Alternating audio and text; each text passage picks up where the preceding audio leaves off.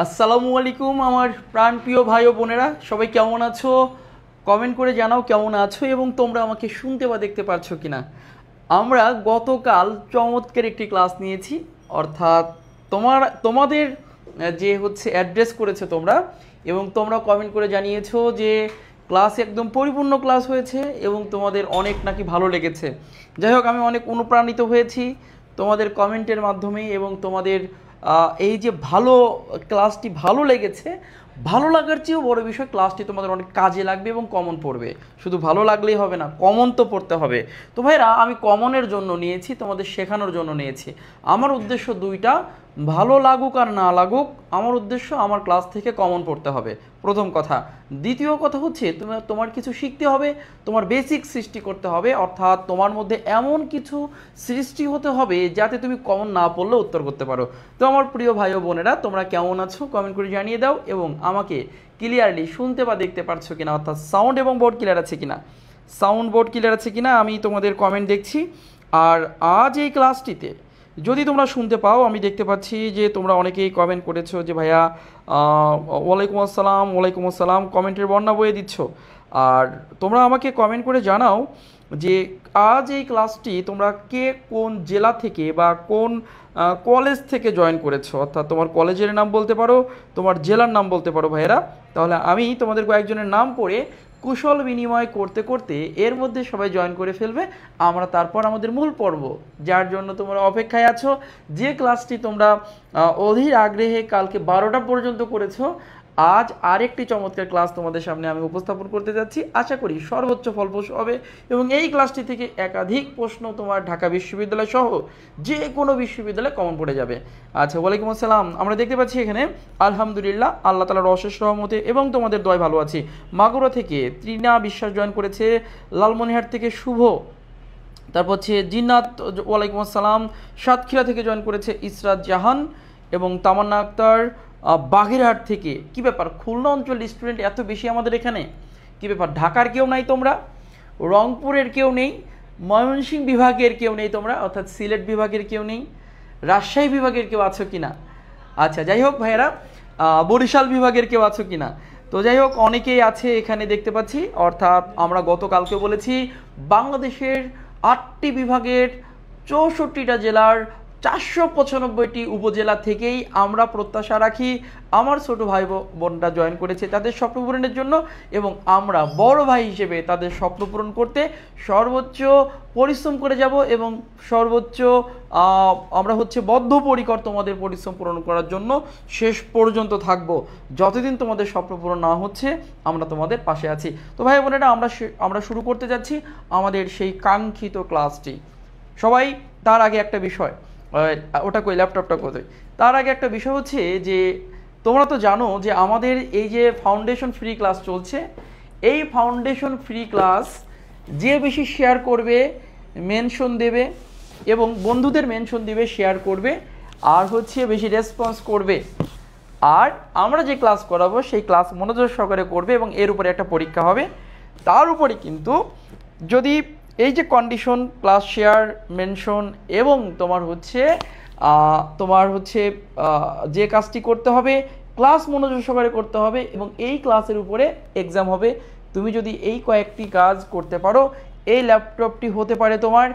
Actually এটা লোভ না, অনেকেই হয়তো ভাবতে পারো লোভ দেখাচ্ছি, লোভ না, এটা হচ্ছে একটা মোটিভেশন, যাকে বলে পেশনা। প্রত্যেকটা মানুষেরই গতি বাড়ে, কাজের গতি বেড়ে যায় পেশনার ফলে, যাকে আমরা পেশনা বলি, প্রেষণা বা মোটিভেশন বলি। তো এটি একটি মোটিভেশন, একটি পেশনা। এই ল্যাপটপটি তোমাদের মোটিভেশনের জন্য, তোমরা যাতে আগ্রহী হও সেই জন্য আমরা এরকম অনেক স্টেপ নিয়েছি। আজ যেমন ল্যাপটপ তোমাদের জন্য একটা রেখেছি, এরপরে অন্য কিছু রাখবো তোমাদের উৎসাহ যোগানোর জন্য।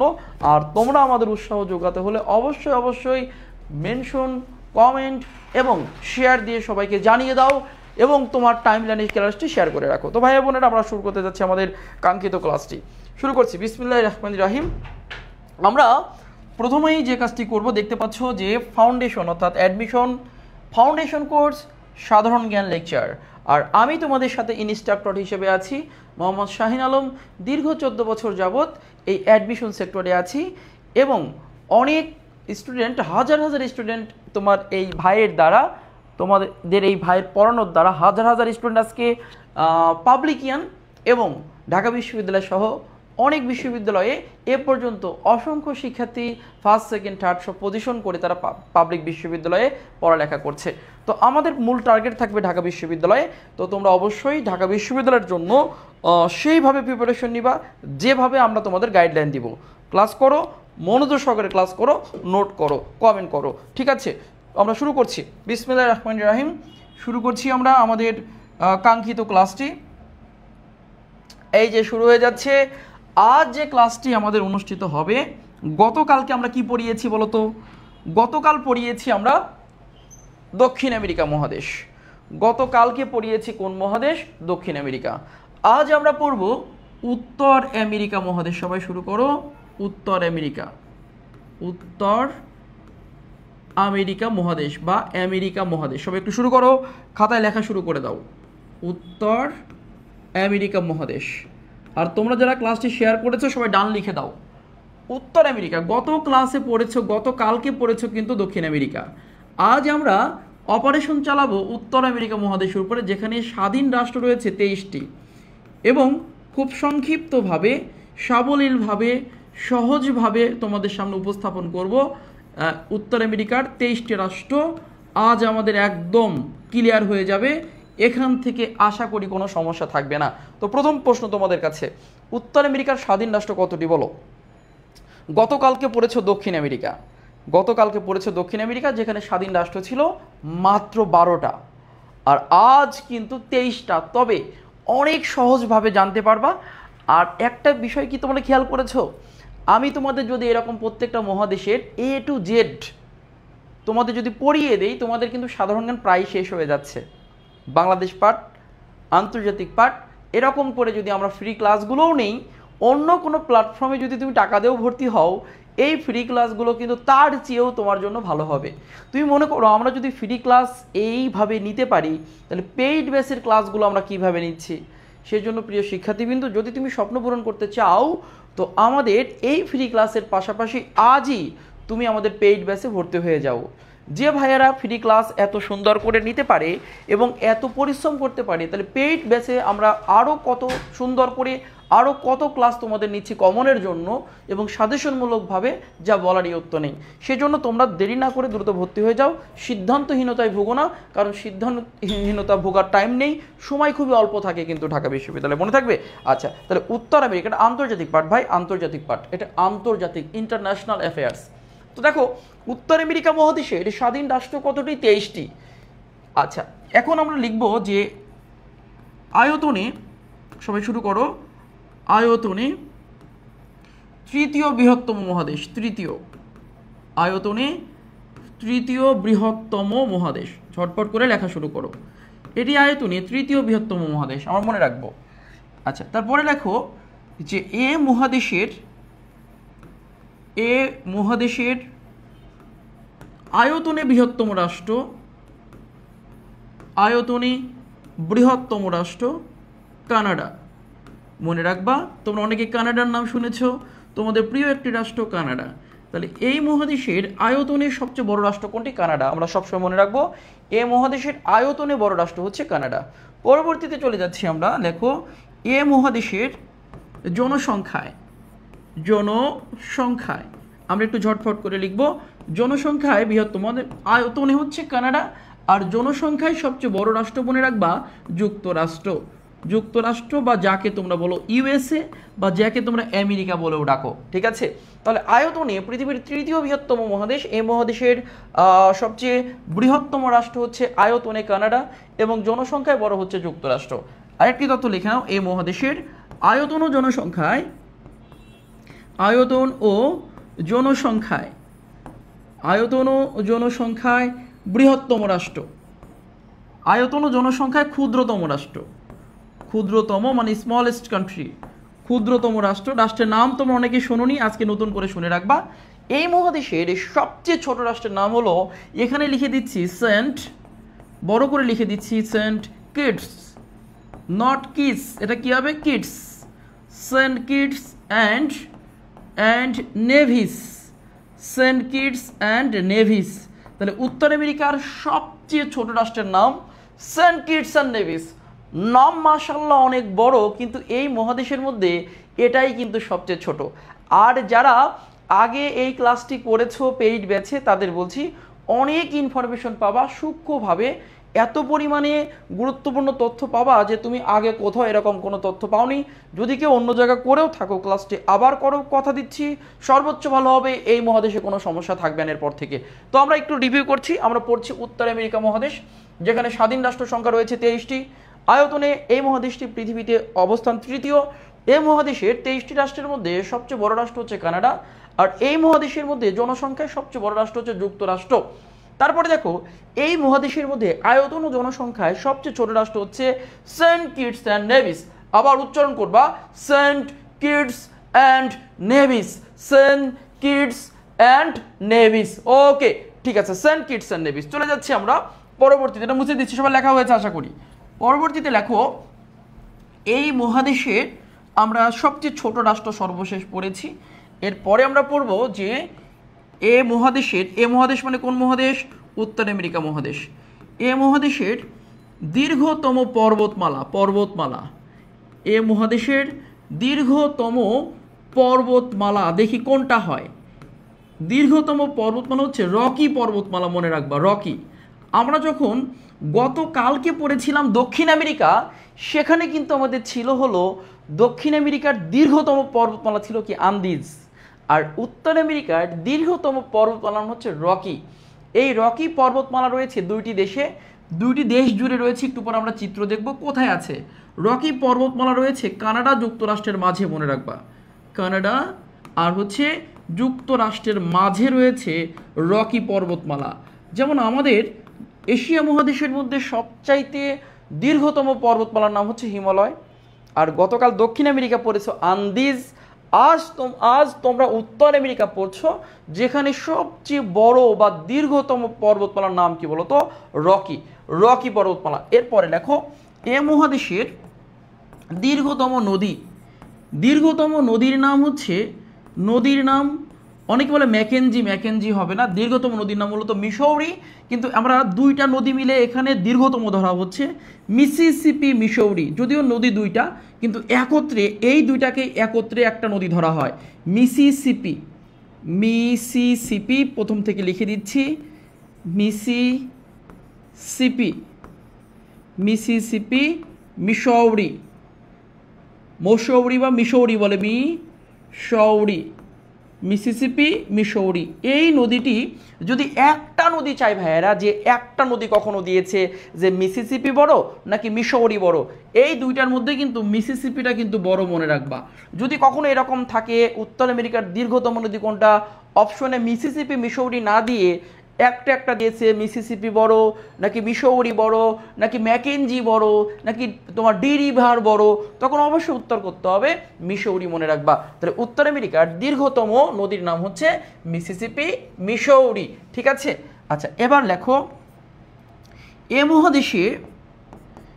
মহাদেশের প্রধান ফসল। এ মহাদেশের প্রধান ফসল লেখো ভুট্টা। এই মহাদেশে প্রচুর পরিমাণে কি হয় বলো তো? ভুট্টা হয়, গম হয়, তামাক, ঠিক আছে। ভুট্টা, গম আর কি হয়? তামাক হয়। তাহলে তামাকও কিন্তু একটা ফসল, তাই না? ভুট্টা, গম, তামাক, প্রচুর পরিমাণে ভুট্টা হয়, গম হয় আর তামাক উৎপাদন হয়। যদি তোমাদের কোনো প্রশ্ন করা হয় যে প্রচুর পরিমাণে ভুট্টা গম কোথায় হয় জানো? এই যে মিসিসিপি মিসৌরি নদী আছে না, এই নদীর তীরেই কিন্তু প্রচুর পরিমাণে ভুট্টা গম উৎপাদন হয়। এই জন্য মনে রেখো, এখানে লিখে রাখো, এ মহাদেশের পেইরি অঞ্চলকে, এ মহাদেশের কোন অঞ্চল? পেইরি একটা অঞ্চল আছে, পেইরি অঞ্চল মনে রাখবা। এ মহাদেশের কোন অঞ্চল? পেইরি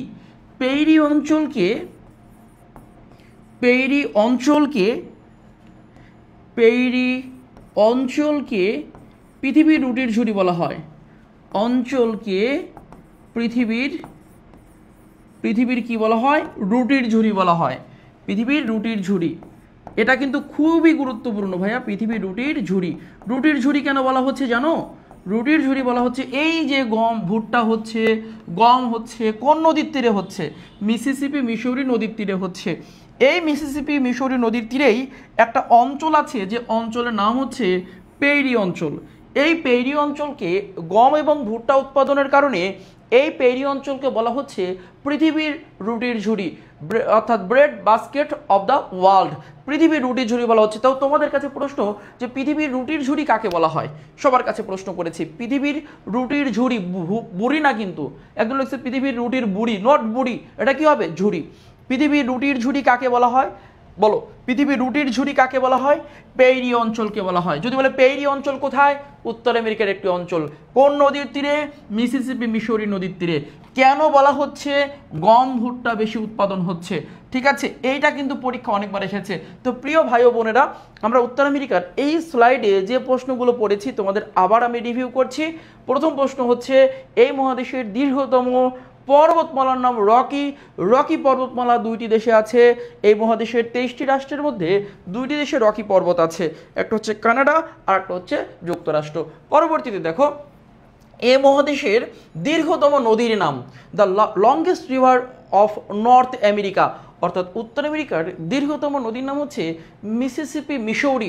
বাট কখনো যদি সিঙ্গেল কোনো নদী চায়, তোমরা দেখবা, সার্চ দিয়ে দেখবা, অনেকে ভুল পড়ায়, অনেকে বলে ম্যাকেঞ্জি। ম্যাকেঞ্জি হবে না, এ মহাদেশের দীর্ঘতম নদী মূলত কিন্তু মিসৌরি, মনে রাখবা। পরবর্তীতে দেখো, এই মহাদেশের প্রধান ফসল কোন কোন ফসল হয়? ভুট্টা হয়, গম হয়, তামাক হয়। সেজন্য এই যে গম ভুট্টা তামাক হচ্ছে, এজন্য এই মহাদেশের পেইরি একটা অঞ্চল আছে এই নদীর তীরে, যেখানে প্রচুর পরিমাণে গম হয়, ভুট্টা হয়। সেই জন্য এই পেইরি অঞ্চল গম ভুট্টা উৎপাদনের জন্য এই পেইরি অঞ্চলকে বলা হচ্ছে পৃথিবীর রুটির ঝুড়ি। পৃথিবীর রুটির ঝুড়ি। সবার লেখা হয়েছে কিনা, বুঝতে পেরেছো কিনা আমাকে একটু কমেন্ট করে জানাও। ক্লিয়ার কিনা? এই পর্যন্ত ক্লিয়ার কিনা? ঠিক আছে, আবার বলছি যে এইটুকু আমি যেভাবে পড়াচ্ছি তুমি নিশ্চিত থাকতে পারো এখান থেকেই তোমার প্রশ্ন কমন পড়ে যাবে। তোমাকে অন্য কোথাও দৌড়াইতে হবে না, অন্য কোনো ভাইয়ের কাছেও যেতে হবে না, অন্য কোনো প্ল্যাটফর্মে যেতে হবে না।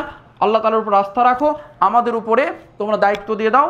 ইনশাআল্লাহ আল্লাহ তাআলার অশেষ রহমতে সর্বোচ্চভাবে দায়িত্ব পালন করব, যাতে তোমার স্বপ্ন পূরণ হয়। নিশ্চিত থাকতে পারো। তবে দ্বিধাদ্বন্দ্ব না থেকে আজকেই ভর্তি হয়ে যাও। ভর্তি দেরি করা যাবে না, মাইন্ড সেট আপ করতে হবে, ভর্তি হয়ে পড়ালেখা শুরু করতে হবে। অনেকে আছে কনফিউশনে পড়ে আছে যে কোথায় ভর্তি হবে, একদম চোখ বন্ধ করে এডুকেশনে ভর্তি হয়ে যাও। ঠিক আছে, চলে যাচ্ছি আমরা পরবর্তীতে, মুছে দিলাম কিন্তু। এবার লেখো, এই মহাদেশটি আবিষ্কার হয়েছে কবে, সেটা আমরা পরে পড়াবো, ইতিহাসের মধ্যে পড়াবো। এখন আমরা এই মহাদেশের যে একটা পড়বো। লেখো, এ মহাদেশের রহস্যময় একটি জায়গা, রহস্যময় স্থান, এ মহাদেশের রহস্যময় স্থানের নাম লেখা হচ্ছে বারমুডা ট্রায়াঙ্গল। বারমুডা ট্রায়াঙ্গল, এটা আমরা একটু পরে চিত্র অঙ্কন করে দেখাবো। বারমুডা ট্রায়াঙ্গল মানে কি? ত্রিভুজ, ট্রায়াঙ্গল। বারমুডা ট্রায়াঙ্গল হচ্ছে এই মহাদেশের সবচেয়ে রহস্যময় জায়গা। বারমুডা ট্রায়াঙ্গেল, এটা আমরা এভাবে লিখি, ট্রায়াঙ্গেল, অন্তস্তয় আকার, ট্রায়াঙ্গেল, বারমুডা হচ্ছে একটি জায়গার নাম। আর ট্রায়াঙ্গেল মানে কি? ত্রিভুজ। এরকম একটি স্থান আছে এই আটলান্টিক মহাসাগরে, এইরকম একটি স্থান রয়েছে আটলান্টিক মহাসাগরে, এইভাবে ত্রিভুজের মতো একটি স্থান রয়েছে। এই স্থানটি কোথায় আছে? আটলান্টিক মহাসাগরে আছে। তোমরা কি জানো, তোমরা কি বারমুডা ট্রায়াঙ্গেলের নাম শুনেছো কখনো? অবশ্যই শুনেছো। পৃথিবীর সবচেয়ে রহস্যময় জায়গার মধ্যে একটি, যেখানে গেলে নাকি বিমান যদি উপর দিয়ে উড়ে যায়, বিমান নাকি পানির নিচে তলিয়ে যায়। জাহাজ গেলে জাহাজ আর খুঁজে পাওয়া যায় না।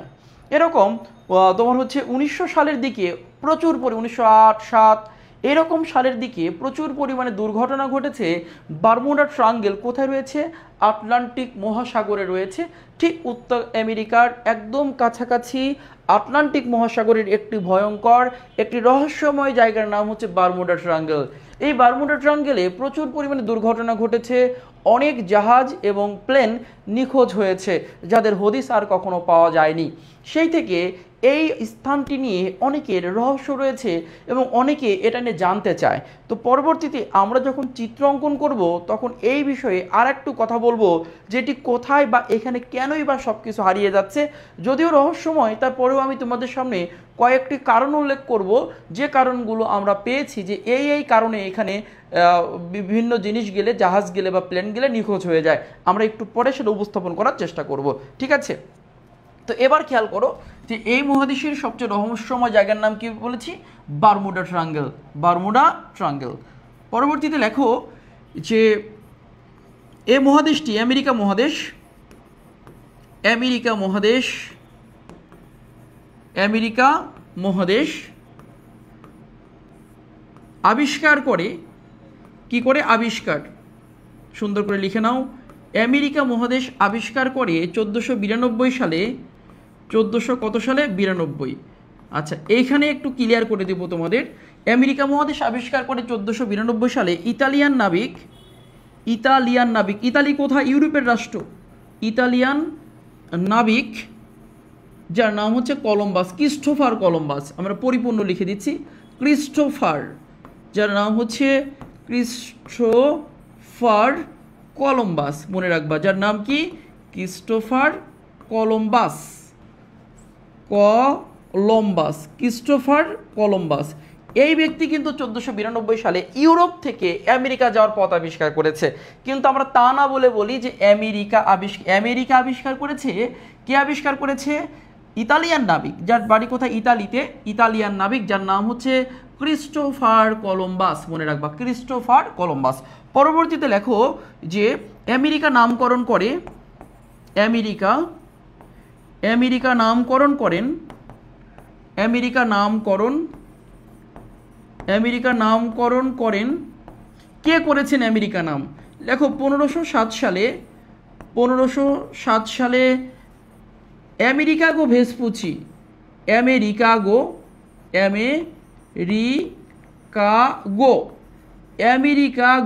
ভেসপুচি, আমেরিকাগো কি বলেছি? ভেসপুচি। এই আমেরিকাগো ভেসপুচি কিন্তু আমেরিকা নামটি করেছে ভাইয়া। মনে রাখো, এই যে আমেরিকা যে আমরা বলি, এই আমেরিকা নামটি করেছেন কে? 1507 সালে আমেরিকাগো। এই যে আমেরিকাগো, মনে রাখবে একজন ব্যক্তির নাম। আমেরিকাগো ভেসপুচির নাম অনুসারে এই মহাদেশের নাম কিন্তু হয়েছে আমেরিকা, মনে রাখবা। আর যেহেতু আমেরিকা মহাদেশ কয়টা? দুইটা, সেজন্য একটা নাম উত্তর আমেরিকা মহাদেশ, একটা নাম দক্ষিণ আমেরিকা মহাদেশ। যেটা উপরে সেটা উত্তর আমেরিকা, যেটা নিচে সেটা দক্ষিণ আমেরিকা। আমরা গতকাল নিচেরটা মানে দক্ষিণেরটা পড়েছি, দক্ষিণ আমেরিকা পড়ে ফেলেছি। দক্ষিণ আমেরিকা মহাদেশের রাষ্ট্র ছিল কয়টা? 12টা। আর আজ আমরা উপরের যে আমেরিকা আছে, যাকে বলা হচ্ছে উত্তর আমেরিকা, মানে উপরের আমেরিকা, যেখানে রাষ্ট্র আছে 23টি, সেই আমেরিকার কথা পড়ছি এখন। তাহলে আমেরিকা নামটি করেছেন, নামকরণ করেন 1507 সালে আমেরিকাগো ভেসপুচি। তো এই স্লাইডটি আমি তোমাদের সামনে আর একবার উপস্থাপন করছি। প্রিয় ভাই বোনেরা, এ মহাদেশ অর্থাৎ উত্তর আমেরিকা মহাদেশের একটি রহস্যময় স্থানের নাম বারমুডা ট্রায়াঙ্গেল, যেটি আটলান্টিক মহাসাগরে আছে। এর অবস্থান কোথায়? আটলান্টিকে। লেখো, যুক্তরাষ্ট্রের পূর্ব দিকে, আটলান্টিক মহাসাগরে। যুক্তরাষ্ট্রের পূর্ব দিকে কোথায় বলো তো? আটলান্টিক মহাসাগরে রয়েছে। তারপরে লিখেছি আমেরিকা মহাদেশে আবিষ্কার করেন 1492 সালে। অ্যাকচুয়ালি আবিষ্কার বলতে কি, এটা ইনভেনশন না, ডিসকভার। এটা তো আগেই ছিল। পরবর্তীতে ইউরোপ থেকে এখানে যাওয়ার পথ আবিষ্কার করা হয়েছে। ইউরোপ থেকে জানা গিয়েছে যে ওখানে একটা মহাদেশ আছে, সেই জন্য আমরা বলছি যে আমেরিকা আবিষ্কার করেন ক্রিস্টোফার কলম্বাস, যিনি ইতালিয়ান একজন নাবিক, যার নাম ক্রিস্টোফার কলম্বাস। পরবর্তীতে দেখো, এই যে আমেরিকা করছি বারবার, এই আমেরিকা নামকরণটি করেছেন 1507 সালে আমেরিকাগো ভেসপুচি। এবং এই আমেরিকাগো ভেসপুচির নাম অনুসারেই কিন্তু নাম হয়েছে কি বলতো? আমেরিকা। সবাই লেখা হয়েছে কিনা, বুঝতে পেরেছো কিনা? চটপট কমেন্ট করে জানিয়ে দাও, সবাই ক্লিয়ার কিনা, বুঝতে পেরেছো? আর যদি বুঝতে পারো ভাইয়েরা, যারা এখন পর্যন্ত ক্লাসটি শেয়ার করোনি বা মেনশন দাওনি, তোমাদের কিন্তু বারবার বলা হয়েছে যে শেয়ার করলে, মেনশন দিলে এবং মনোযোগ সহকারে ক্লাস করলে কিন্তু তোমাদের ল্যাপটপ, অর্থাৎ কে হবে সেই ভাগ্যবান, আমরা তাকে নিয়ে সেলিব্রেশন করব এবং তার নামটা পুরো বাংলাদেশে ছড়িয়ে দিব এবং তাকে নিয়ে আমরা অবশ্যই ছবি উঠিয়ে তার নাম এবং তার যদি সে চায় তার বাবা মাকে নিয়ে ছবি উঠবে, বা আমাদের এডুকেশনের মাধ্যমে দেখা যাচ্ছে তাকে আমরা পুরো বাংলাদেশব্যাপী প্রচার করে দিব, এবং তার ভাগ্য, সে যেন ভাগ্যবান বা ভাগ্যবতী সেটা যেন হচ্ছে পুরো বাংলাদেশের মানুষ জানতে পারে যে এডুকেশনের মাধ্যমে এই স্টুডেন্টটা এই ল্যাপটপ পেয়েছে। ঠিক আছে, যেমন চান্স পেলে ল্যাপটপ দিয়ে আমরা জানি যে বিভিন্ন প্রতিষ্ঠান তাকে প্রচারণা করে, তেমনি আমরা এই ভাগ্যবান ব্যক্তিকে প্রচারণা করব যে এই ভাগ্যবান ব্যক্তি আল্লাহ তাআলার কপালে এত ভালো রেখেছে যে লাইক কমেন্ট করে এবং মনোযোগ সহকারে কয়েকটা ক্লাস করে সে ল্যাপটপ জয়ী হয়েছে। তো দেখা যাক সেই ভাগ্যবান ব্যক্তি কে হয়। যারা এখনও ক্লাসটি শেয়ার করোনি এবং যারা এখন পর্যন্ত বন্ধুদের মেনশন দাওনি, অবশ্যই ক্লাসটি শেয়ার করো এবং বন্ধুদের মেনশন দিয়ে রাখো। মুছে দিচ্ছি, আমি পরবর্তীতে চলে যাচ্ছি। পরবর্তীতে দেখো আমরা চলে যাচ্ছি এরপরে, এটা কিন্তু আমরা পড়ছিলাম আমেরিকার একটা জেনারেল কিছু ইনফরমেশন পড়ছিলাম উত্তর আমেরিকা সম্পর্কে। পরবর্তীতে লেখো এ মহাদেশের বৃহত্তম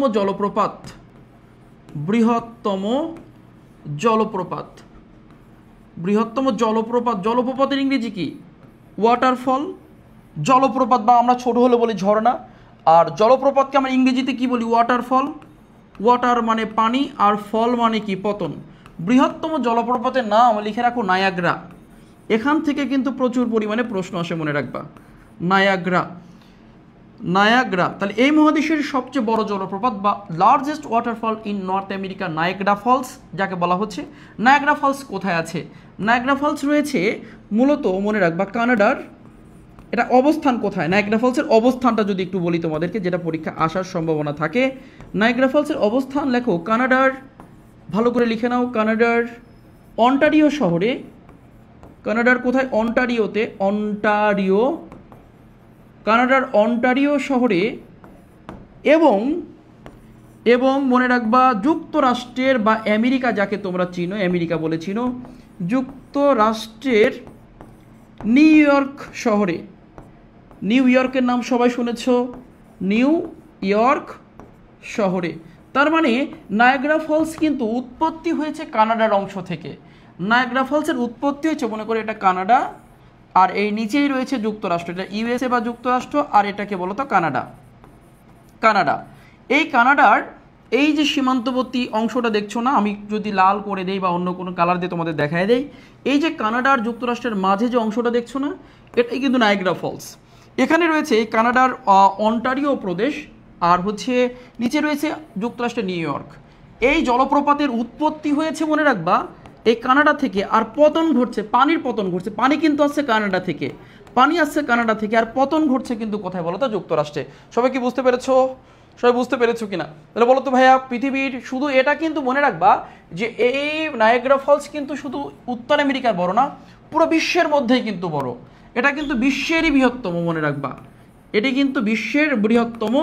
তবে একটা তথ্য তোমাদের দিয়ে রাখি, সেটি হচ্ছে এই বিশ্বের বৃহত্তম জলপ্রপাত, এটি তথ্য দিয়ে রাখি, নায়াগ্রা ফলস কিন্তু একটা ফলস না, মিনিমাম দুইটা ফলস বা দুইটা জলপ্রপাতের কিন্তু সংযোগ রয়েছে। এখানে দুইটা জলপ্রপাত রয়েছে, দুইটা জলপ্রপাতকে একত্রে বলা হচ্ছে নায়াগ্রা ফলস, যার উৎপত্তি হয়েছে কানাডার অংশ থেকে। কানাডার কোথায় থেকে? অন্টারিও, আর পতন ঘটেছে হচ্ছে যুক্তরাষ্ট্রের নিউ ইয়র্ক শহরে। অর্থাৎ উৎপত্তি কানাডা, পতন যুক্তরাষ্ট্র। তাহলে কয় দেশে হলো? দুই দেশে হলো। আমরা নায়াগ্রা ফলস সম্পর্কে ক্লিয়ার কিনা? নায়াগ্রা ফলস সম্পর্কে একদম ক্লিয়ার কিনা ভাইয়া বলো? একবারে ক্লিয়ার। নায়াগ্রা ফলস সম্পর্কে আমাদের কোনো সমস্যা থাকার আর একদমই কথা না, ঠিক আছে, পুরো ক্লিয়ার। পরে লেখো যে এ মহাদেশের বৃহত্তম, এ মহাদেশ তথা মানে কি? ছাড়াও। এ মহাদেশ তথা মানে এ মহাদেশ ছাড়াও পৃথিবীর, এ মহাদেশ তথা পৃথিবীর বৃহত্তম আগ্নেয়গিরি, বৃহত্তম কি বলেছি? আগ্নেয়গিরি। পৃথিবীর বৃহত্তম আগ্নেয়গিরি যাকে ইংরেজিতে বলে কি? বলকানো।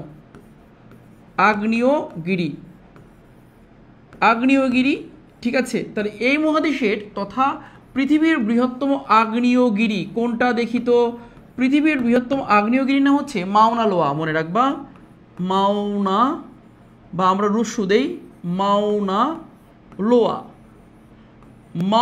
লোয়া আগ্নেয়গিরি হচ্ছে, মনে রাখবা, এই মহাদেশ তথা পৃথিবীর সবচেয়ে বৃহত্তম আগ্নেয়গিরির নাম হচ্ছে মাউনা লোয়া আগ্নেয়গিরি। এটি কোথায় আছে?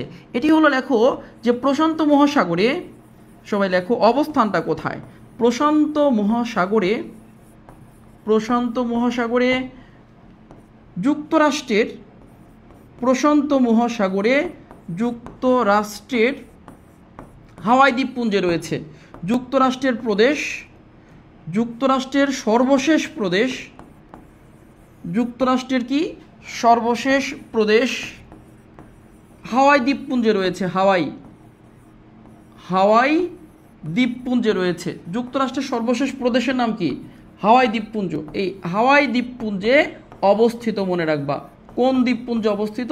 হাওয়াই দ্বীপপুঞ্জে অবস্থিত। অর্থাৎ এই যে মাউনা লোয়া, এটি কিন্তু পৃথিবীর বৃহত্তম আগ্নেয়গিরি, মনে রাখবা। তাহলে পৃথিবীর বৃহত্তম আগ্নেয়গিরির নাম কি? মাউনা লোয়া।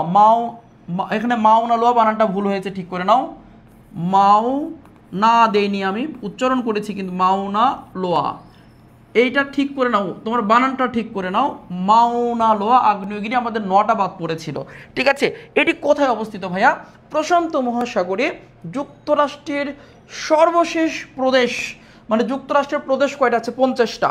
যুক্তরাষ্ট্রের সর্বশেষ প্রদেশ যাকে আমরা বলছি হাওয়াই প্রদেশ, এই হাওয়াই প্রদেশটি মূলত প্রশান্ত মহাসাগরে অবস্থিত, মনে রাখবা। এই যুক্তরাষ্ট্রের প্রদেশ মোট 50টি প্রদেশের মধ্যে সর্বশেষ বা 50তম প্রদেশের নাম কিন্তু এই হাওয়াই দ্বীপপুঞ্জ। আর এই হাওয়াই দ্বীপপুঞ্জে রয়েছে পৃথিবীর সবচেয়ে বড় ভলকানো বা পৃথিবীর সবচেয়ে বড় আগ্নেয়গিরি, যার নাম হচ্ছে মাউনা লোয়া। বুঝতে পেরেছো? ক্লিয়ার কিনা সবাই? ক্লিয়ার হয়েছে কিনা? ঠিক আছে, তাহলে মাউনা লোয়া কিন্তু আমরা একদম ক্লিয়ার। চলে যাচ্ছি আমরা পরবর্তীতে। এবার আমরা বেসিক পড়ব। এতক্ষণ পড়লাম আমরা এই মহাদেশ সম্পর্কে পরিচিতি, এই মহাদেশে কি কি আছে, এই মহাদেশের বড় কি ছোট কি। এখন আমরা বেসিকে চলে যাব। এই বেসিক দিয়েই তোমরা একদম ইনশাল্লাহ সর্বোচ্চ ফলপ্রসূ হয়ে যাবে। বেসিক পড়ছি আমরা। এই মহাদেশটির আমরা চিত্র অঙ্কন করব। সবাই আমার সঙ্গে চিত্র অঙ্কন করো। এই মহাদেশটির একটা চিত্র অঙ্কন করব আমরা এখন। এটা হচ্ছে কানাডা। কানাডা দেখা যাচ্ছে কিনা? একটু বড় করে লিখলে মনে আরো ভালো হবে। আর একটু বড় করে লিখছি তোমাদের সুবিধার জন্য। এটা হচ্ছে কানাডা। এই রাষ্ট্রের নাম কি বলতো? কানাডা, একটা রাষ্ট্র। আর কানাডার নিচে রয়েছে কে? একদম কানাডার নিচে যে রাষ্ট্রটি রয়েছে, অন্য কালার দিয়ে আমি অঙ্কন করছি। আচ্ছা, একই কালার দিয়ে, কারণ এক একটা অঞ্চল এক একটা কালার দিয়ে অঙ্কন করি। আর কানাডার নিচেই রয়েছে যে রাষ্ট্রটি রয়েছে, তার নাম হচ্ছে ইউএসএ, যাকে বলছে যুক্তরাষ্ট্র। যুক্তরাষ্ট্র। তার নিচে রয়েছে যে রাষ্ট্রটি, তোমরা এর নাম অনেকবার শুনেছো ভাইয়া, তার নিচে রয়েছে যে রাষ্ট্রটি, তার নাম মেক্সিকো। এই রাষ্ট্রের নাম হচ্ছে মেক্সিকো। মেক্সিকো, ঠান্ডা মাথায়। তাহলে 3টা রাষ্ট্র হয়ে গেল, Canada, USA, Mexico. Canada, USA, Mexico, 3টা রাষ্ট্র অঙ্কন করো আমার সঙ্গে। Canada, USA, Mexico. এই 3টা রাষ্ট্রের পরে আমরা দেখব, এই 3টা, তাহলে কানাডা, ইউএসএ, মেক্সিকোর পরে রাষ্ট্র পেয়েছি আমরা কয়টা? 3টা। কিন্তু এই মহাদেশে মোট রাষ্ট্র আছে কতটি? 23টি আছে।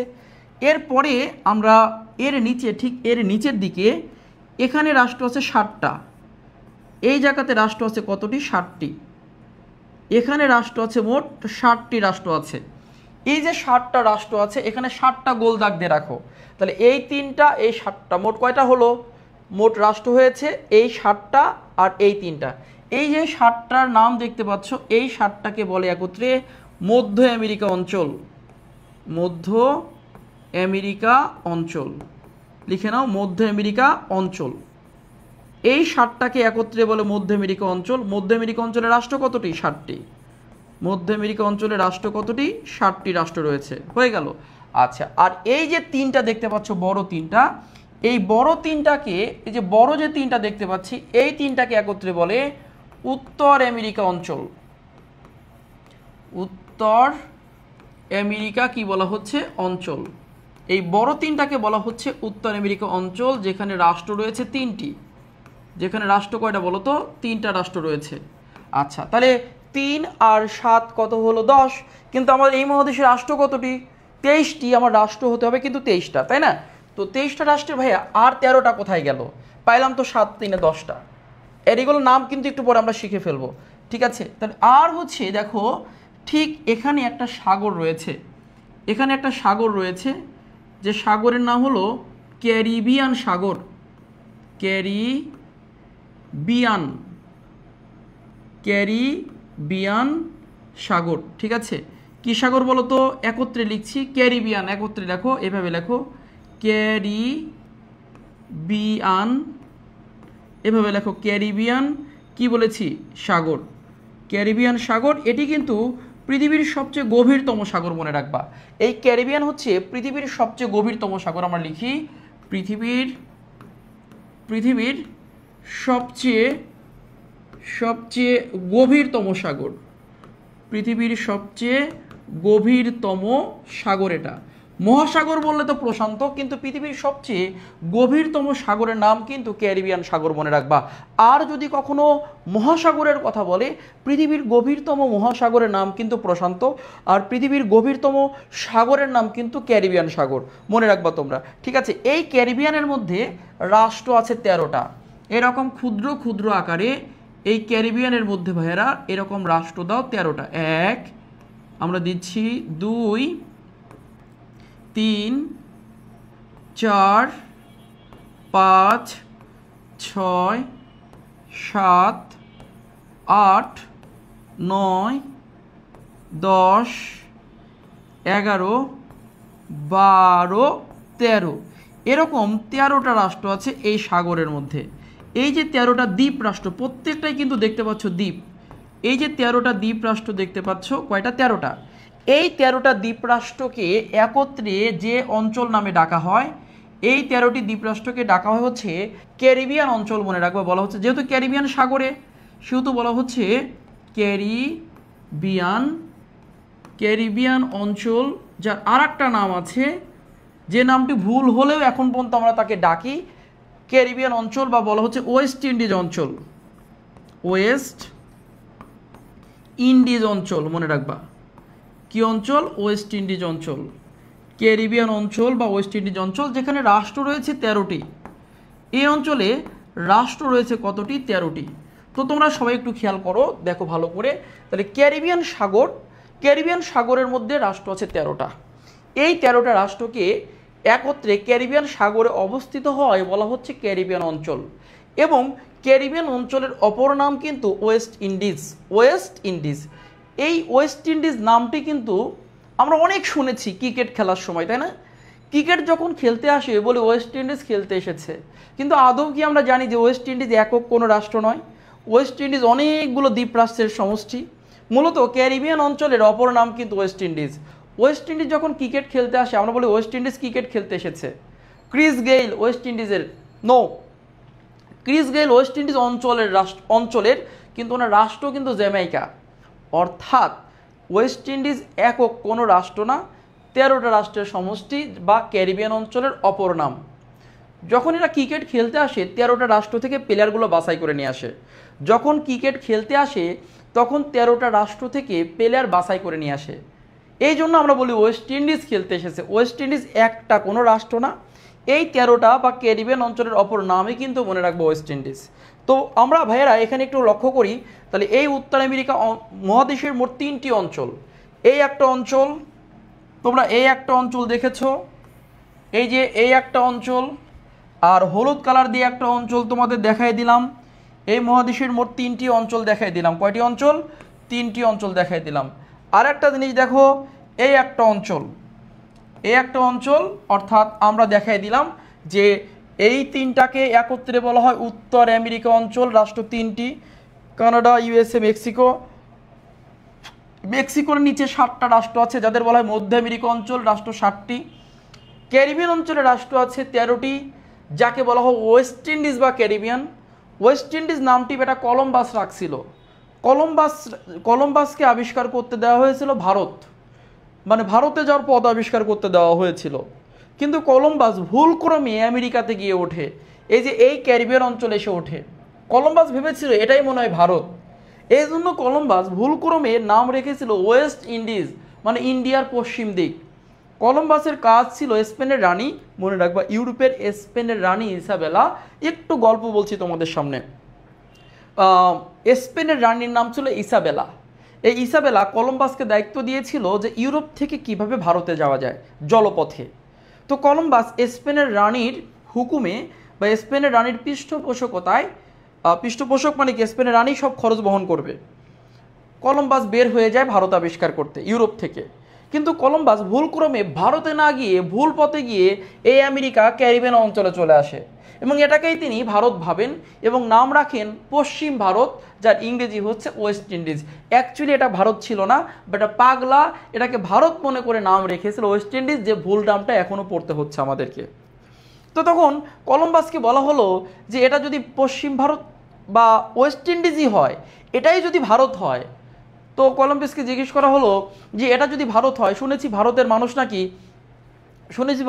নাকি একটু কালো, কৃষ্ণাঙ্গ টাইপের, একটু কালো টাইপের, পানি দিও, শুনেছি কৃষ্ণাঙ্গ টাইপের বা কালো টাইপের, তো এখানকার মানুষ তো ফর্সা, লাল ফর্সা। তখন কলম্বাস উত্তর দিয়েছিল যে এরা হলো রেড ইন্ডিয়ান। এরা কি? Red Indian. সেই থেকে এরা বলছিল যে এরা হলো রেড ইন্ডিয়ান, এরা হলো রেড ইন্ডিয়ান মানে লাল ইন্ডিয়ান। সেই থেকে আমেরিকার আদিবাসীর নাম কিন্তু কোন দেশের, কোন মহাদেশের, আমেরিকার আদিবাসীর নাম কিন্তু মনে রাখবা রেড ইন্ডিয়ান থেকে গিয়েছে। তাহলে কলম্বাস ভুলক্রমে এই ক্যারিবিয়ান অঞ্চলকে ওয়েস্ট ইন্ডিজ নামে অভিহিত করে বা পশ্চিম ভারতীয় দ্বীপ নামে অভিহিত করে, যে নামটি এখনও থেকে গিয়েছে। কলম্বাস ভুলক্রমে এই অঞ্চলকে ইন্ডিয়া ভেবে এই অঞ্চলের আদিবাসীর নাম রাখে রেড ইন্ডিয়ান মানে লাল ইন্ডিয়ান। সেই ভুল নামটি এখনও থেকে গিয়েছে, যে আমেরিকার আদিবাসীর নাম কি? রেড ইন্ডিয়ান, মনে রাখবা। ঠিক আছে, তো আমরা খেয়াল করবো একটা বিষয়, তাহলে হচ্ছে বলো তো উত্তর আমেরিকা মহাদেশের মোট রাষ্ট্র কয়টি? তোমাদের কাছে প্রশ্ন, উত্তর আমেরিকা মহাদেশ মোট রাষ্ট্র কতটি? সবাই দ্রুত উত্তর করো। উত্তর আমেরিকা মহাদেশের মোট রাষ্ট্র কতটি? সবাই দ্রুত। উত্তর আমেরিকা মহাদেশের মোট রাষ্ট্র কতটি, মানে টোটাল কান্ট্রি কয়টা আছে? উত্তর আমেরিকা মহাদেশের মোট রাষ্ট্র কতটি? 23টা। কয়টা ভাইয়া? একসঙ্গে উত্তর করো। উত্তর আমেরিকা মহাদেশের মোট রাষ্ট্র কয়টা? 23টা। এখন বলো তো দেখি 23টা রাষ্ট্র মোট কতটি অঞ্চলে বিভক্ত হয়েছে? সবার কাছে প্রশ্ন, 23টা রাষ্ট্র মোট কতটি অঞ্চলে বিভক্ত হয়েছে? 23টি রাষ্ট্রকে 3টি অঞ্চলে বিভক্ত করা হয়েছে। কয়টি অঞ্চল?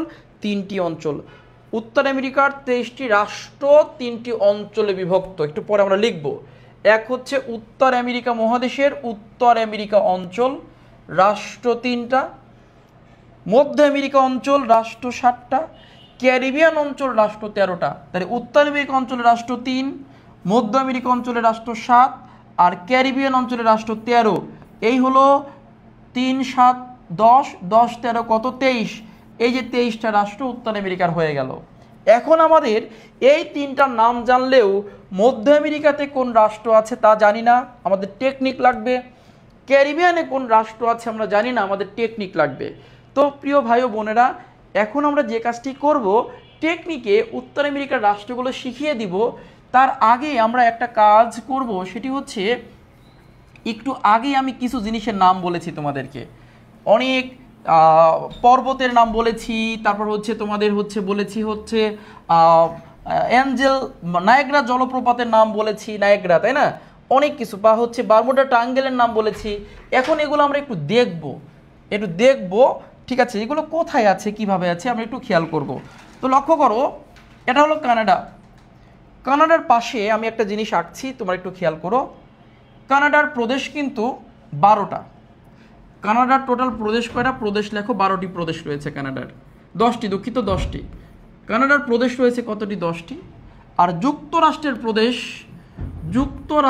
প্রদেশ রয়েছে কিন্তু 50টা। যুক্তরাষ্ট্রের প্রদেশ 50। মেক্সিকোর প্রদেশ রয়েছে কয়টা? মেক্সিকোর প্রদেশ সংখ্যা কিন্তু 31টা। তাহলে কানাডার প্রদেশ হচ্ছে 10টি, যুক্তরাষ্ট্রের প্রদেশ বা স্টেট বা রাজ্য হচ্ছে 50টি, আর মেক্সিকোর প্রদেশ হচ্ছে 31টি। তো তোমাদের সবার কাছে প্রশ্ন, যুক্তরাষ্ট্রের টোটাল প্রদেশ কতটি? দ্রুত, যুক্তরাষ্ট্রের টোটাল প্রদেশ কতটি? How many states in USA, United states of America? কতটি বলো? যুক্তরাষ্ট্রের প্রদেশ কতটি? প্রদেশ হচ্ছে 50টি, আর কানাডার প্রভিন্স বা প্রদেশ কতটি? 10টি। মেক্সিকোর প্রদেশ কতটি? 31টি, মনে রাখবা। মেক্সিকোর প্রদেশ হচ্ছে 31টি। ওকে, ঠিক আছে। এখন আমরা প্রদেশ দেখলাম, পরবর্তীতে একটা জিনিস দেখব যে এই কানাডার পাশে দুইটা জিনিস আমরা এখন দেখে ফেলবো। কানাডার পাশে গ্রিন কোনটা আছে? আচ্ছা, এটাই দিচ্ছি, এটা দিচ্ছি, সমস্যা নেই। এই কানাডার পাশে একটা দ্বীপ আছে, এই কানাডার পাশে এইরকমভাবে একটা বড় দ্বীপ আছে। বড় কি আছে? দ্বীপ আছে। একটা দ্বীপ রয়েছে যার নাম হলো গ্রিনল্যান্ড দ্বীপ। এরকম একটা দ্বীপ অঙ্কন করে ফেলো ঠান্ডা মাথায়। এই দ্বীপের নাম কিন্তু কি বলতো? গ্রিনল্যান্ড দ্বীপ। হ্যাঁ, এই দ্বীপের নাম কি? গ্রিনল্যান্ড দ্বীপ। গ্রিনল্যান্ড দ্বীপ এটি হলো সবচেয়ে পৃথিবীর বড় দ্বীপ। যদিও কানাডার পাশে, কিন্তু এটাকে শাসন করে ইউরোপের রাষ্ট্র। যাই হোক, এটা পরে বোঝাবো। যদিও কানাডার পাশে, কিন্তু এটাকে শাসন করে কিন্তু ইউরোপের ডেনমার্ক। এই গ্রিনল্যান্ড কিন্তু ইউরোপের ডেনমার্কের অধীনে রয়েছে। যদিও এটা কানাডার পাশে বা উত্তর আমেরিকা মহাদেশের অংশে পড়েছে, কিন্তু এটাকে বর্তমানে শাসন করে ইউরোপের রাষ্ট্র ডেনমার্ক। আবার বলছি, গ্রিনল্যান্ড দ্বীপটি পৃথিবীর সবচেয়ে বড় দ্বীপ। এই দ্বীপটি উত্তর আমেরিকার অংশে পড়লেও এই দ্বীপটিকে শাসন করে ইউরোপের রাষ্ট্র ডেনমার্ক। ওকে, ঠিক আছে, খেয়াল করো। এখন দেখো যে এই বরাবর কিন্তু একটা মহাসাগর আছে যার নাম আটলান্টিক মহাসাগর। লিখে নাও, এই বরাবর একটি মহাসাগর আছে যার নাম কি? আটলান্টিক মহাসাগর। আটলান্টিক মহাসাগর, মহাসাগর। এই বরাবর একটা মহাসাগর আছে, এই বরাবর, যার নাম কি বলেছি? আটলান্টিক মহাসাগর। এই যে দেখতে পাচ্ছ, এটি কিন্তু আটলান্টিক মহাসাগর পুরাটা। আর এই পাশে রয়েছে একটি মহাসাগর যার নাম প্রশান্ত মহাসাগর। প্রশান্ত মহাসাগর, প্রশান্ত মহাসাগর রয়েছে এই পাশে। আচ্ছা, আর উপরে রয়েছে কি? উপরে রয়েছে উত্তর মহাসাগর। উত্তর মহাসাগর পৃথিবীর সবচেয়ে ছোট মহাসাগর এটা। উত্তর মহাসাগর, যাকে বলে আর্কটিক। উত্তর মহাসাগর বা কি বলা হচ্ছে? আর্কটিক, উত্তর মহাসাগর। তো খেয়াল করো, আর এই দক্ষিণ দিকে সীমানা কি রয়েছে? দক্ষিণের সীমানা রয়েছে, এই জায়গায় দক্ষিণের সীমানা রয়েছে একটা খাল রয়েছে। একটু খালটা এত বড় না, কিন্তু তোমাদের দেখানোর জন্য বলছি। এখানে একটা খাল রয়েছে, এই জায়গাতে একটা খাল রয়েছে, যে খালের নাম হচ্ছে পানামা খাল। এই খালটির নাম হলো পানামা খাল। এই পানামা খাল মনে রাখবা খনন হয়েছে 1904 সাল থেকে 1914 সাল পর্যন্ত পানামা খাল খনন করা হয়েছে। আর এই পানামা খাল খনন করে যুক্তরাষ্ট্র। আমরা মনে রাখবো যেটি খনন করেছিল কে? এটি খনন করে ইউএসএ বা যুক্তরাষ্ট্র, যাকে আমরা যুক্তরাষ্ট্র বলছি। 1999 সাল থেকে এটি পানামার অধীনে রয়েছে। 99 সাল থেকে এটি পানামার অধীনে রয়েছে। কার অধীনে? পানামা যে রাষ্ট্রটি আছে পানামার অধীনে রয়েছে। তাই এটি খনন করেছিল যুক্তরাষ্ট্র 1904 থেকে 14 সাল পর্যন্ত। কোন খালটি? পানামা খালটি। পানামা খাল হচ্ছে খনন করেছিল কে? যুক্তরাষ্ট্র, 1904 থেকে 14। কিন্তু 1999 সাল থেকে খালটি পানামার অধীনে রয়েছে। কার অধীনে? পানামার অধীনে রয়েছে, মনে রাখবো। আর এই পানামা খালটি দেখো প্রশান্ত থেকে, একটু বড় করে দেখাচ্ছি, প্রশান্ত থেকে কিন্তু আটলান্টিককে কি করেছে? যুক্ত করেছে। খালটি কিন্তু এত বড় না, কিন্তু তোমাদের আমি বড় করে দেখাচ্ছি। প্রশান্ত থেকে আটলান্টিককে যুক্ত করেছে দেখাচ্ছি। আর এর নিচেই কিন্তু রয়েছে দক্ষিণ আমেরিকা। পানামা খালের নিচেই কিন্তু রয়েছে কোন মহাদেশ? দক্ষিণ আমেরিকা। অর্থাৎ উত্তর আমেরিকা উপরে, পানামা খালের উপরের অংশটুকু উত্তর আমেরিকা, আর পানামা খালের নিচে কিন্তু গতকালকে আমরা পড়েছি দক্ষিণ আমেরিকা। তো এই জায়গাতে আমরা দুইটা বিষয় মনে রাখবো। একটা বিষয় হচ্ছে পানামা খাল হচ্ছে দুই আমেরিকার বিভাজক। পানামা খাল দুই আমেরিকার বিভাজক বা ডিভাইডার, বা এটাকে পৃথককারী। অর্থাৎ পানামা খালের উপর থেকে পুরো অংশটা হচ্ছে উত্তর আমেরিকা মহাদেশ, আর পানামা খালের নিচে কিন্তু রয়েছে দক্ষিণ আমেরিকা মহাদেশ। ভাইয়েরা, তাহলে পানামা খালের উপরে উত্তর আমেরিকা আর নিচে দক্ষিণ আমেরিকা মহাদেশ রয়েছে। তাহলে পানামা খাল দুইটা কাজ করেছে, উত্তর আমেরিকা থেকে দক্ষিণ আমেরিকা মহাদেশকে পৃথক করেছে, আর প্রশান্ত থেকে আটলান্টিক মহাসাগরের জলকে যুক্ত করেছে। এই জন্য অনেকবার এসেছে, আমি এখানে লিখে দিচ্ছি যে পানামা খাল কি করেছে। পানামা খাল লিখে নাও সবাই। লিখে নাও গুরুত্বপূর্ণ। পানামা খাল কি করলো? উত্তর আমেরিকা, একটু সবাই লিখে নেই, পরীক্ষাটা অনেকবার এসেছে। উত্তর আমেরিকা থেকে দক্ষিণ আমেরিকাকে পৃথক করেছে। দক্ষিণ আমেরিকা কি হয়েছে? পৃথক। উত্তর আমেরিকা থেকে দক্ষিণ আমেরিকা কি হয়েছে? পৃথক। আর আমরা লিখে রাখবো আর একটা কাজ, যে প্রশান্ত থেকে আটলান্টিককে যুক্ত করেছে। প্রশান্ত প্লাস আটলান্টিক, অর্থাৎ প্রশান্তের পানি থেকে আটলান্টিকের জলকে বা পানিকে যুক্ত করেছে। ওইটুকু তথ্য লিখে রাখো। তাহলে পানামা খাল উত্তর আমেরিকা মহাদেশ থেকে দক্ষিণ আমেরিকা মহাদেশ নিচেই রয়েছে মানচিত্রের। আমরা গতকালকে পড়েছি এটা, আমরা এখন অঙ্কন করছি না কারণ আমরা পড়ে ফেলেছি। আর প্রশান্ত মহাসাগরের জল থেকে আটলান্টিকের জলকে যুক্ত করেছে। এইখান থেকে কিন্তু অনেকবার প্রশ্ন এসেছে। খনন করেছে যুক্তরাষ্ট্র 1904 থেকে 14, উদ্বোধন 14তে হয়েছে। খনন করেছে ইউএসএ বা যুক্তরাষ্ট্র, কিন্তু 99 সালে এই খালটি যুক্তরাষ্ট্র পানামাকে দিয়ে দেয় বা পানামাকে হস্তান্তর করে 99 সালে। বর্তমান খালটি পানামার অধীনে রয়েছে। বুঝতে পেরেছো কিনা? পানামা খাল সম্পর্কে মোটামুটি ক্লিয়ার কিনা বলো? পানামা খাল দেখলাম, আমরা গ্রিনল্যান্ড দ্বীপ দেখলাম। কোন দ্বীপে? গ্রিনল্যান্ড। গ্রিনল্যান্ড দ্বীপের রাজধানী বলে রাখবা নুক। গ্রিনল্যান্ড দ্বীপের রাজধানী কি? গ্রিনল্যান্ড দ্বীপের রাজধানী নুক। নয়রস্যু ক, নুক। নুক, নয়রস্যু ক। গ্রিনল্যান্ড দ্বীপের রাজধানী কি বলেছি? নুক। নয়রস্যু ক, নুক। আর হচ্ছে গ্রিনল্যান্ডের আয়তন কত? গ্রিনল্যান্ডের আয়তন হচ্ছে প্রায় 21 লক্ষ বর্গ কিলোমিটার। 21.5 লক্ষ বর্গ কিমি। 21.5 লক্ষ বর্গ কিলোমিটার। কার আয়তন? এই গ্রিনল্যান্ডের আয়তন প্রায় 21.5 লক্ষ বর্গ কিলোমিটার। মালিকানা ডেনমার্ক। মালিকানা ইউরোপের রাষ্ট্র ডেনমার্ক। ইউরোপের রাষ্ট্র ডেনমার্ক। ডেনমার্ক যদিও এটি উত্তর আমেরিকার অংশে পড়েছে, কিন্তু এর মালিকানা রয়েছে ইউরোপের রাষ্ট্র ডেনমার্ক। তাহলে গ্রিনল্যান্ড দ্বীপ খেয়াল করো, রাজধানী নুক, আয়তন প্রায় 21.5 লক্ষ বর্গ কিলোমিটার, মালিকানা রয়েছে ডেনমার্ক। তবে এটি উত্তর আমেরিকা মহাদেশের অংশে পড়লেও এটাকে শাসন করে ইউরোপের রাষ্ট্র ডেনমার্ক। আমরা পরবর্তীতে ইউরোপ পড়ার সময় পড়ে ফেলবো। ঠিক আছে, সবাইকে দেখতে পেরেছো? দেখতে পারলে আমি এখান থেকে এটুকু মুছে দিচ্ছি, কারণ এটুকু আমাদের প্রয়োজন নেই। আমরা তথ্য লেখার জন্য অনেক কিছু লিখছি, কিন্তু তোমরা লিখে রাখো। আমি মুছে দিচ্ছি, তোমরা লিখে রাখো। ঠিক আছে? আচ্ছা, এবার আমরা একটা তথ্য দেখব যে যুক্তরাষ্ট্রের মোট প্রদেশ কতটি? 50টি, তাই না? এখানে একটু দেখবো, আমরা একটু লিখব যে যুক্তরাষ্ট্রের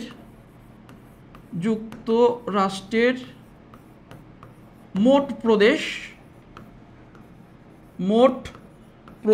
কতটি? 50টি। 50টি প্রদেশ। এর মধ্যে আমরা কয়েকটা তথ্য দেখব। যুক্তরাষ্ট্রের মোট প্রদেশ কতটি? 50টি। এর মধ্যে আয়তনে বৃহত্তম আলাস্কা। আয়তনে বৃহত্তম আলাস্কা প্রদেশ। কোন প্রদেশ বলো তো? আলাস্কা। আয়তনে বৃহত্তম প্রদেশের নাম আলাস্কা। আলাস্কা প্রদেশ। এর মধ্যে জনসংখ্যায় বৃহত্তম ক্যালিফোর্নিয়া। নাম শুনেছো, যেখানে হলিউড রয়েছে। ক্যালিফোর্নিয়া। এর মধ্যে জনসংখ্যায় বৃহত্তম কোনটা? ক্যালিফোর্নিয়া। ক্যালিফোর্নিয়া জনসংখ্যায় বৃহত্তম, মনে রাখবা। আর এই ক্যালিফোর্নিয়া সম্পর্কে কিন্তু অনেক প্রশ্ন আসে, যেটা আমরা পরবর্তীতে পড়াবো। ক্যালিফোর্নিয়া সম্পর্কে প্রশ্ন আসে। ক্যালিফোর্নিয়াতে কি আসে? ক্যালিফোর্নিয়া সম্পর্কে প্রশ্ন আসে, এখানে হলিউড রয়েছে। হলিউড রয়েছে ক্যালিফোর্নিয়াতে। ক্যালিফোর্নিয়াতে রয়েছে পৃথিবীর উচ্চতম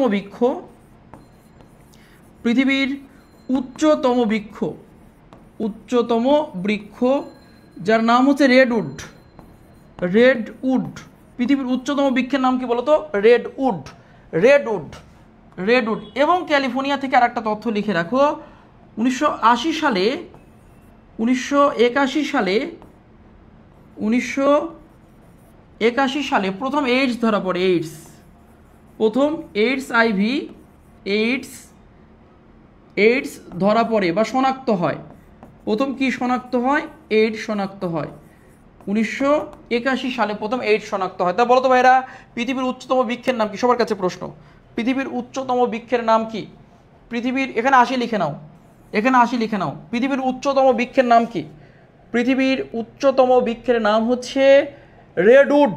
আর বাংলাদেশের উচ্চতম বৃক্ষের নাম বাংলাদেশের উচ্চতম বৃক্ষের নাম হচ্ছে বৈলাম, আর পৃথিবীর উচ্চতম বৃক্ষের নাম কিন্তু রেডউড। রেডউড কোথায় পাওয়া যায়? আমেরিকার ক্যালিফোর্নিয়াতে পাওয়া যায়। আমেরিকার কোথায় পাওয়া যায়? ক্যালিফোর্নিয়ায় পাওয়া যায়। ঠিক আছে, আরেকটা তথ্য আমরা দিচ্ছি এখানে। আমরা কিন্তু মূলত যুক্তরাষ্ট্রের প্রদেশগুলো সম্পর্কে পড়ছি। প্রদেশ, আচ্ছা, যুক্তরাষ্ট্রের মোট প্রদেশ 50। আয়তন, এর মধ্যে আয়তনে বড় আলাস্কা, জনসংখ্যায় বড় ক্যালিফোর্নিয়া। ক্যালিফোর্নিয়া থেকে অনেকগুলো প্রশ্ন আসে। ক্যালিফোর্নিয়াতে রয়েছে হলিউড রয়েছে, তোমরা যার মুভি না দেখলে তোমাদের পেটে ভাত যায় না অনেকের, যাই হোক সবার না। হলিউড রয়েছে, ক্যালিফোর্নিয়াতে রয়েছে পৃথিবীর উচ্চতম বৃক্ষ রেডউড, আর বাংলাদেশের উচ্চতম বৃক্ষের নাম বৈলাম, ওই লয়ে আকার মা, বৈলাম। বাংলাদেশের উচ্চতম বৃক্ষের নাম বৈলাম। ঠিক আছে, আচ্ছা। আর হচ্ছে 1980 সালে পৃথিবীর মধ্যে প্রথম এইডস আইভি শনাক্ত হয় কিন্তু ক্যালিফোর্নিয়াতে। এবং এখানে একটা শিশু পার্ক রয়েছে যার নাম ডিজনি ওয়ার্ল্ড। এই ক্যালিফোর্নিয়াতে একটা শিশু পার্ক রয়েছে যার নাম ডিজনি ওয়ার্ল্ড, একত্রে হবে ডিজনি ওয়ার্ল্ড, একত্রে লেখো। এখানে ডিজনি ওয়ার্ল্ডটা কি? ডিজনি ওয়ার্ল্ডটা হচ্ছে একটা শিশু পার্ক, যেটা ক্যালিফোর্নিয়াতে রয়েছে। পৃথিবীর যতগুলো শিশু পার্ক সুন্দর আছে, শিশুরা, পৃথিবীর যতগুলো শিশু পার্ক সুন্দর আছে, সবচেয়ে সুন্দর, মনোরম এবং সবচেয়ে আশ্চর্য একটা শিশু পার্কের নাম কিন্তু ডিজনি ওয়ার্ল্ড, যেটি কিন্তু ক্যালিফোর্নিয়াতে রয়েছে। ডিজনি ওয়ার্ল্ড রয়েছে, মনে রাখবা। আচ্ছা, আরেকটি বিষয় হচ্ছে এই ক্যালিফোর্নিয়াতে রয়েছে গোল্ডেন গেট, স্বর্ণ তরণ বা গোল্ডেন গেট রয়েছে ক্যালিফোর্নিয়াতে। অনেক কিছু আছে, গোল্ডেন গেট রয়েছে, স্বর্ণ তরণ রয়েছে, গোল্ডেন গেট ক্যালিফোর্নিয়ার সান ফ্রান্সিসকো শহরে রয়েছে। তাহলে দেখো ক্যালিফোর্নিয়া থেকে কিন্তু অনেকগুলো প্রশ্ন এসেছে। আমি আবার বলছি, ক্যালিফোর্নিয়াতে হলিউড রয়েছে, পৃথিবীর উচ্চতম বৃক্ষ রেডউড ক্যালিফোর্নিয়াতে পাওয়া যায়। 1980 সালে প্রথম এইডস শনাক্ত হয়েছে। এরপর হচ্ছে ডিজনি ওয়ার্ল্ড রয়েছে ক্যালিফোর্নিয়াতে, একটা শিশু পার্ক লিখে নাও, শিশু পার্ক। এবং গোল্ডেন গেট রয়েছে ক্যালিফোর্নিয়ার সান ফ্রান্সিসকো শহরে রয়েছে এই গোল্ডেন গেট। এখান থেকে তুমি একটা প্রশ্ন কমন পেয়ে যেতে পারো, ঠিক আছে।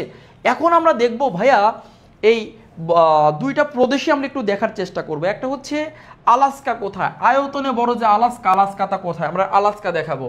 আলাস্কা প্রদেশটি হচ্ছে আমেরিকার মালিক হলেও আলাস্কা প্রদেশটি হচ্ছে কানাডার সাথে যুক্ত। এটা হচ্ছে আলাস্কা প্রদেশটি মালিককে আমেরিকা, তাই না?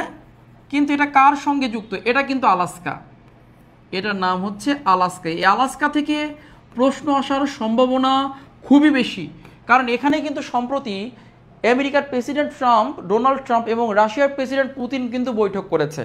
আমেরিকার প্রেসিডেন্ট, ঠিক আছে, আমেরিকার প্রেসিডেন্ট, এটা 81 দিয়ে নাও, সমস্যা নেই, 81 দাও। আচ্ছা 81 দাও, যে 8 শনাক্ত 81 দিয়েছিলাম, পরে 80 বানিয়ে দিছে সাব মাইন্ডে আর কি, ঠিক আছে, সাবকনসিয়াস মাইন্ডে। ওই এইডস আবিষ্কার, এটা 81 দিয়ে রাখো, সমস্যা নেই, 81 দাও। আচ্ছা দেখো, যদি 81 কখনো না পাও 80 দিও, যদি 81 না পাও 80 দিও, আপাতত 81টা দিয়ে রাখো। প্রথম এইডস শনাক্ত সালটা ঠিক করে নাও। আমি 81 দিয়েছিলাম, পরে 80 দিয়েছি, কিন্তু মনে রেখো যদি 81 না পাও 80 উত্তর করে দিও। আচ্ছা আলাস্কাটা কোথায়? আমরা এখানে চলে আসি। আলাস্কা হচ্ছে কানাডার সঙ্গে যুক্ত, কিন্তু এটা যুক্তরাষ্ট্রের প্রদেশ। কার প্রদেশ?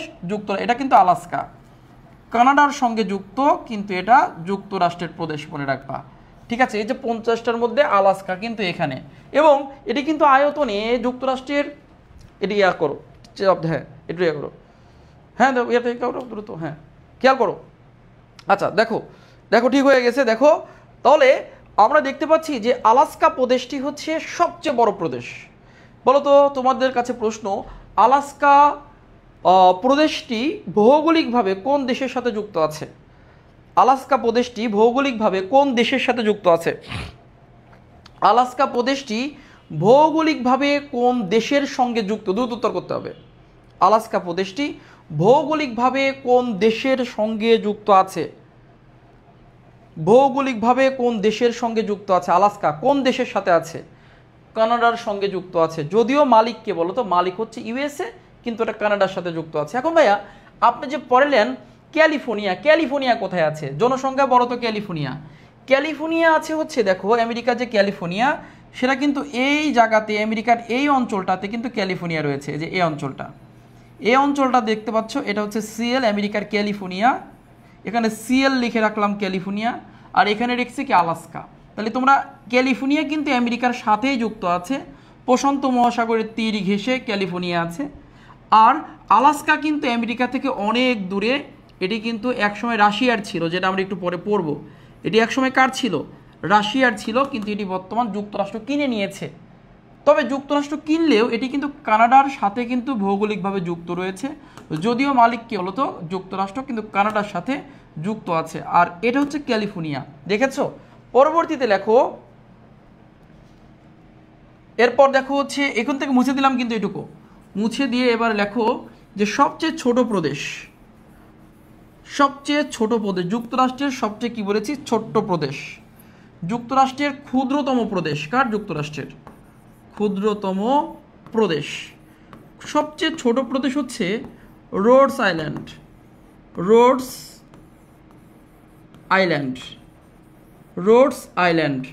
ঠিক আছে? রোডস আইল্যান্ড যুক্তরাষ্ট্রের সবচেয়ে ছোট প্রদেশের নাম হচ্ছে রোডস আইল্যান্ড। ঠিক এই জায়গাতে রয়েছে, এটা না দেখলেও চলবে, রোডস আইল্যান্ড, ঠিক আছে? সবচেয়ে ছোট প্রদেশ যুক্তরাষ্ট্রে। তো আমরা যুক্তরাষ্ট্রের প্রদেশ সম্পর্কে পড়ছিলাম, আমরা প্রদেশগুলো জেনে নিলাম। আর একটা তথ্য লিখে রাখো, ক্যালিফোর্নিয়াতে কিন্তু বেশিরভাগ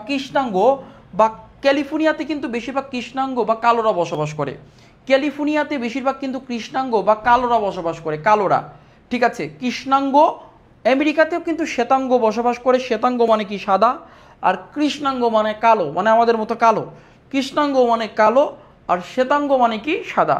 তো আমেরিকাতে যে প্রদেশে সবচেয়ে বেশি কৃষ্ণাঙ্গ বসবাস করে, কালোরা বসবাস করে, সেটি কিন্তু মনে রাখবা ক্যালিফোর্নিয়া, মনে রাখবা, ঠিক আছে? ওকে, এবার আমরা দেখব যে আমরা একটু আগে বলেছি যে হচ্ছে নায়াগ্রা ফলসটা কোথায়, নায়াগ্রা ওয়াটারফলটা কোথায়? এখানে রয়েছে নায়াগ্রা ওয়াটারফল। এই যে একটু আগেই কিন্তু আমরা তোমাদের নায়াগ্রা দেখাই দিয়েছিলাম, সেই নায়াগ্রাটা এখন মুভিতে পিকচার আকারে তোমাদের দেখাই দিচ্ছে। এটা কিন্তু নায়াগ্রা জলপ্রপাত, এটিই কিন্তু নায়াগ্রা জলপ্রপাত, মনে রাখবা, এটি কিন্তু নায়াগ্রা জলপ্রপাত। তাহলে নায়াগ্রা জলপ্রপাত দেখতে পেয়েছো? তাহলে নায়াগ্রা জলপ্রপাত কয় দেশের মাঝে অবস্থিত? নায়াগ্রা জলপ্রপাত কয় দেশের মাঝে অবস্থিত? দ্রুত বলো, নায়াগ্রা জলপ্রপাত কয় দেশের মাঝে অবস্থিত? দুইটি দেশের মাঝে অবস্থিত, যুক্তরাষ্ট্র এবং কানাডার মাঝে অবস্থিত। এরপরে আমরা একটা তথ্য দেখিয়েছিলাম, সেটি হচ্ছে রকি পর্বতমালা। ভাইয়া রকি পর্বতমালা কোথায়? এই যে দেখো এখানে কিন্তু আছে রকি পর্বতমালা, এই যে রকি পর্বতমালা, এটা কিন্তু রকি, এটি হচ্ছে রকি পর্বতমালা, তোমাদের দেখাই দিলাম রকি পর্বতমালা, ঠিক আছে? রকি কি? পর্বতমালা বা পর্বত লিখে দিলাম, সবাই লিখেছো? আচ্ছা, পরে দেখো আর একটা জিনিস তোমাদের দেখাই দিচ্ছি, সেটি হচ্ছে যে যুক্তরাষ্ট্রের, এখানে একটা তথ্য লিখে নাও, টান দিয়ে, যে যুক্তরাষ্ট্রের 5টি হ্রদকে, কয়টি হ্রদ? 5টি হ্রদ মানে কি? লেক, মানে ভূবেষ্টিত জলাশয়। যুক্তরাষ্ট্রের 5টি হ্রদকে, হ্রদ মানে কি? লেক, ভূবেষ্টিত জলাশয়কে লেক বলে। 5টি হ্রদকে একত্রে গ্রেট লেকস বলা হয়, গ্রেট লেকস। যুক্তরাষ্ট্রের 5টি হ্রদকে একত্রে গ্রেট লেকস বলা হয়, ঠিক আছে? গ্রেট লেকস বলা হয়। যেমন গ্রেট লেকসের মধ্যে আছে তোমার হচ্ছে সুপিরিয়র হ্রদ আছে বা লেক আছে, ঠিক আছে? তারপর হচ্ছে তোমার সুপিরিয়র, তারপর হচ্ছে হুরন, এরকম অনেকগুলো হ্রদ আছে। তবে এর মধ্যে গুরুত্বপূর্ণ হচ্ছে সুপিরিয়র। যেমন এই 5টির মধ্যে বৃহত্তম, এটা মনে রাখো, এর মধ্যে বৃহত্তম হ্রদ, এর মধ্যে মানে কি বলো তো? এই 5টার মধ্যে বৃহত্তম হ্রদ হচ্ছে সুপিরিয়র হ্রদ।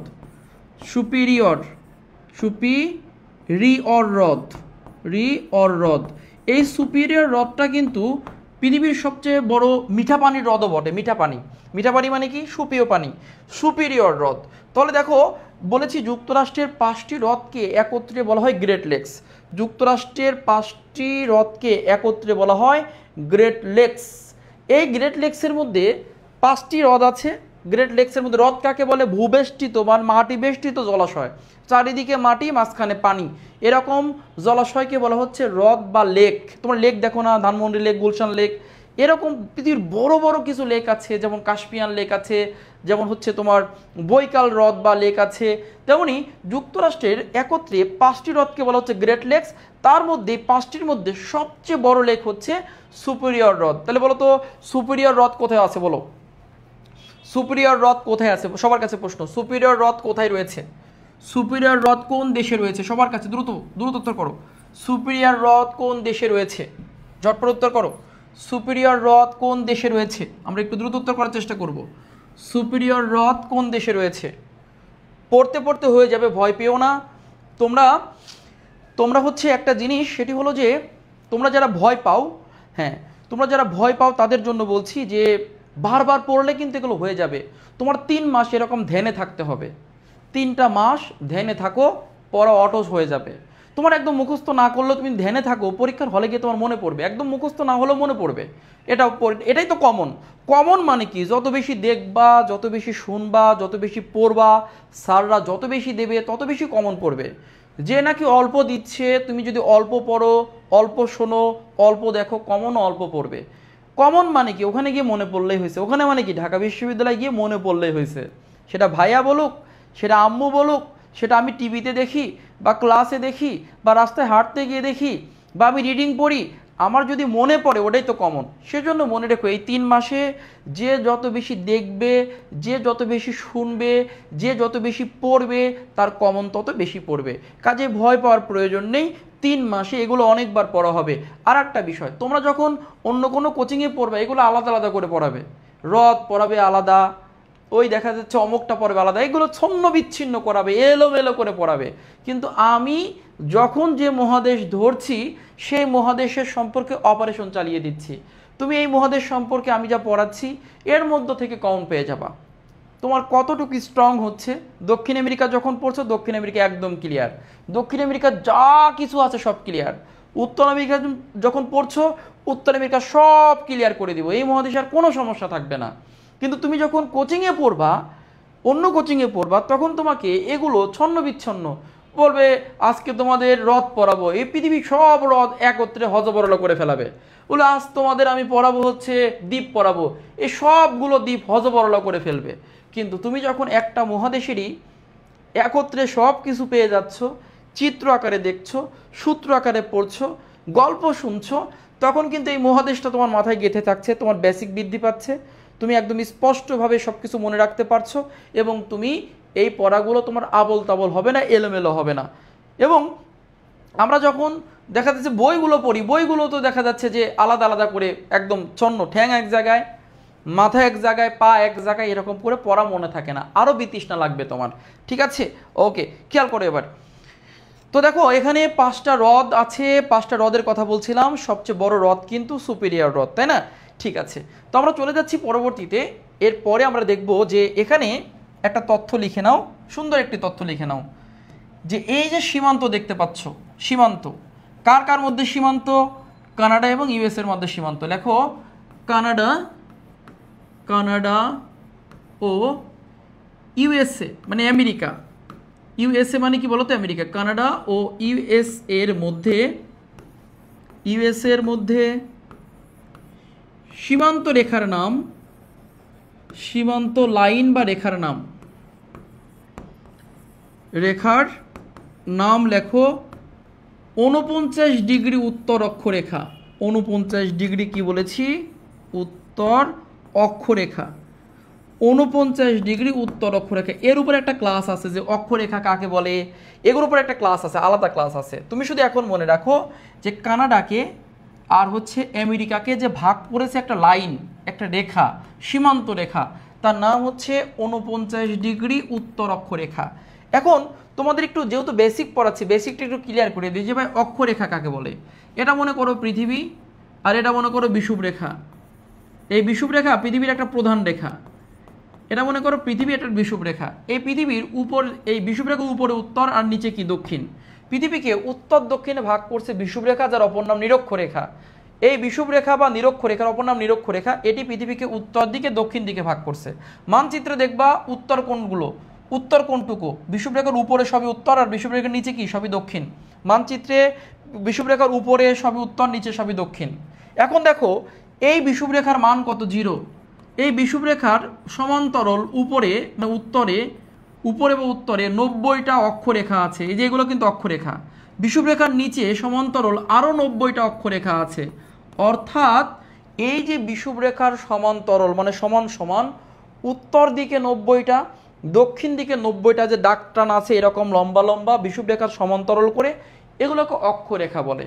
এগুলোকে কি বলে? অক্ষরেখা বলে। তাহলে বিষুবরেখা একটা প্রধান রেখা, বিষুবরেখার অপর নাম নিরক্ষরেখা। বিষুবরেখার অপর নাম কি? নিরক্ষরেখা। এই বিষুবরেখা পৃথিবীকে উত্তর দিকে এবং দক্ষিণ দিকে ভাগ করেছে। বিষুবরেখা পৃথিবীকে উত্তর দিকে, এই বিষুবরেখার উপরে সবই উত্তর আর নিচে সবই দক্ষিণ। মানচিত্রে মনে রাখবে এটা। বিষুবরেখার উপরে যদি কোনো রাষ্ট্র হয় সেটা উত্তরের রাষ্ট্র, আর নিচে হলে সেটা দক্ষিণের রাষ্ট্র। আর এই বিষুবরেখার সমান্তরাল যে রেখাগুলো পাচ্ছ সেই রেখাগুলোকে অক্ষরেখা বলে। যে অক্ষরেখা বলে, অক্ষরেখা। উপরে আছে 90টা অক্ষরেখা, মানে বিষুবরেখার মান কত? 0। তাহলে 1 2 3 করে 90টা উপরে অক্ষরেখা। আর বিষুবরেখার মান কত? 0 নিচে, নিচে 90টা অক্ষরেখা আছে। এখন এই আমেরিকার কানাডা কোথায় আছে? আমেরিকা কানাডা আছে বিষুবরেখা থেকে উপর দিকে যখন 49 ডিগ্রি অক্ষরেখায় উঠবা। কত ডিগ্রি?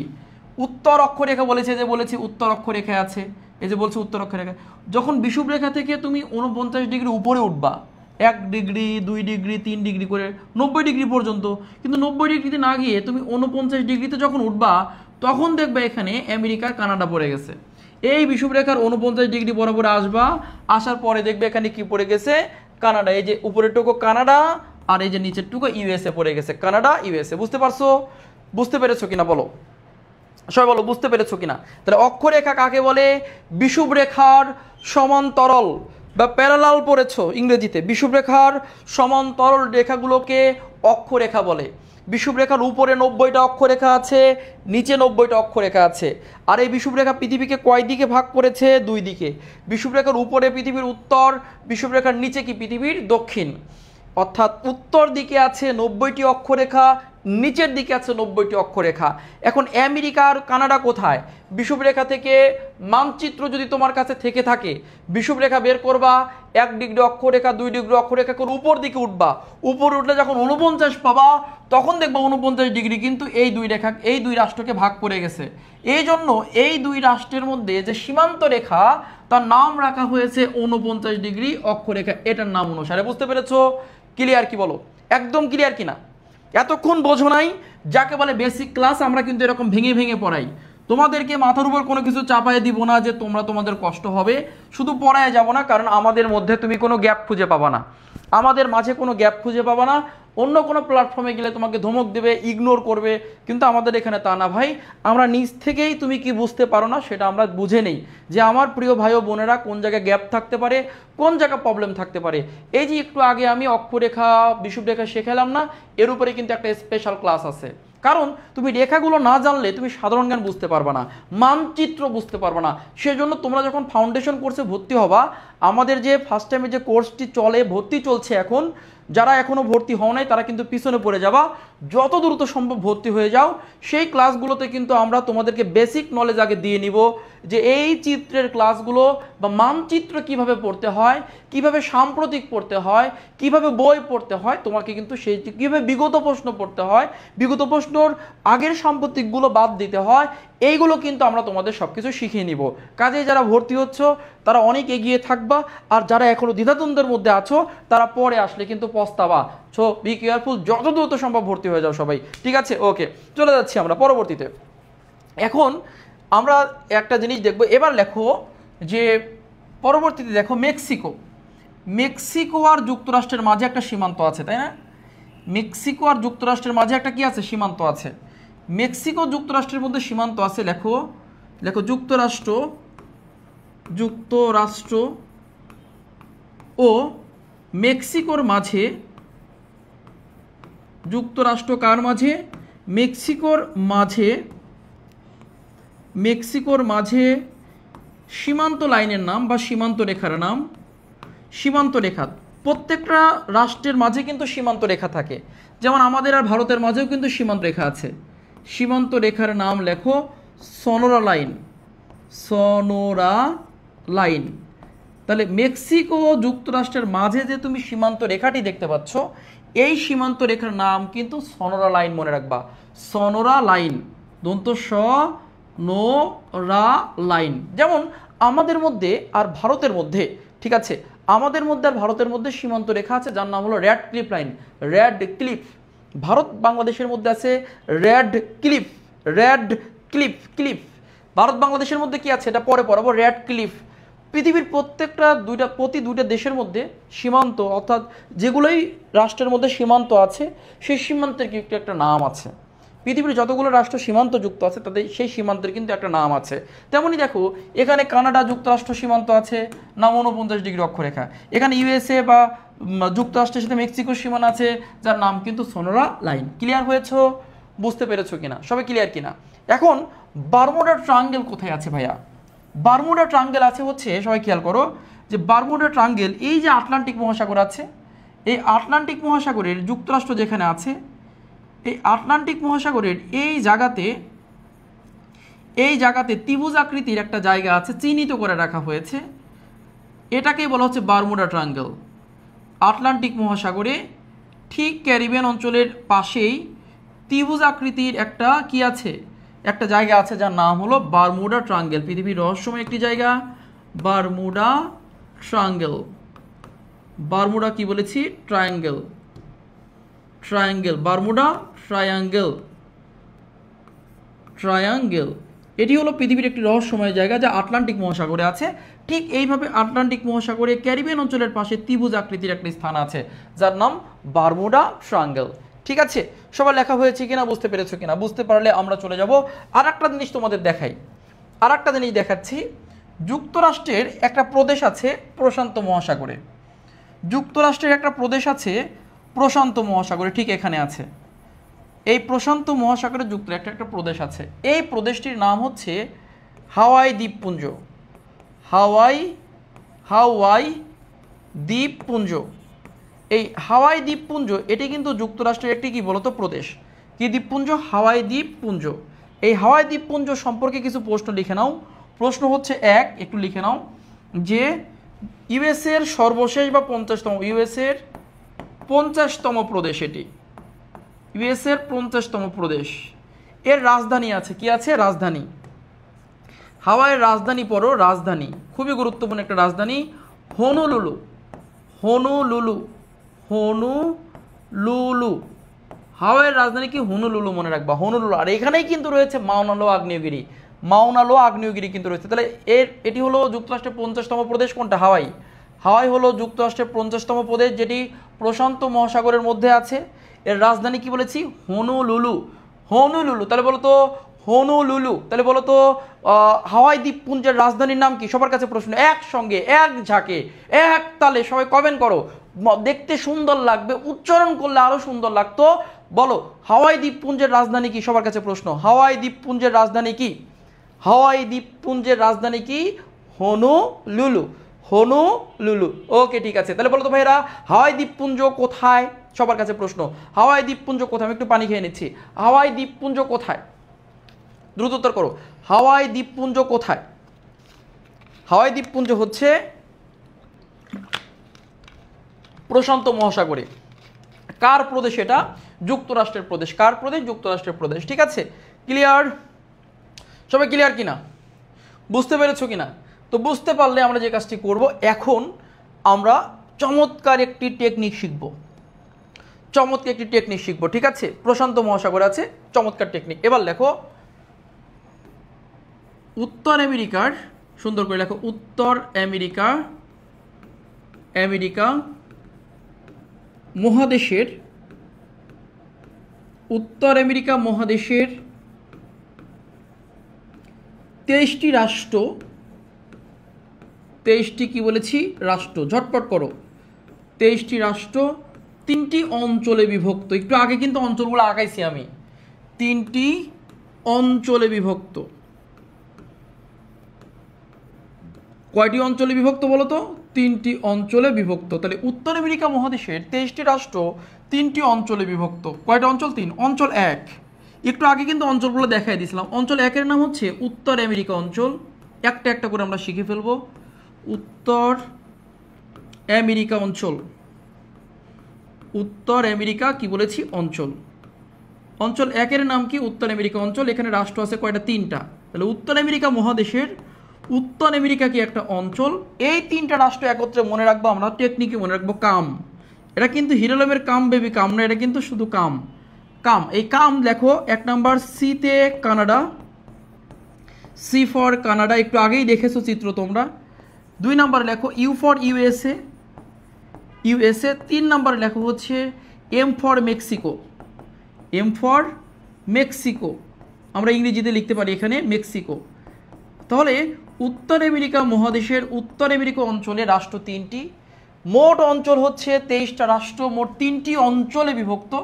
এই 3টি অঞ্চলের মধ্যে 1 নাম্বার অঞ্চল হচ্ছে উত্তর আমেরিকা অঞ্চল। রাষ্ট্র 3টি মনে রাখবো CAM, C for Canada, S for USA, এখানে ইউএসএ বাদ পড়েছে, ইউএসএ, এস ফর ইউএসএ, আর এম ফর মেক্সিকো।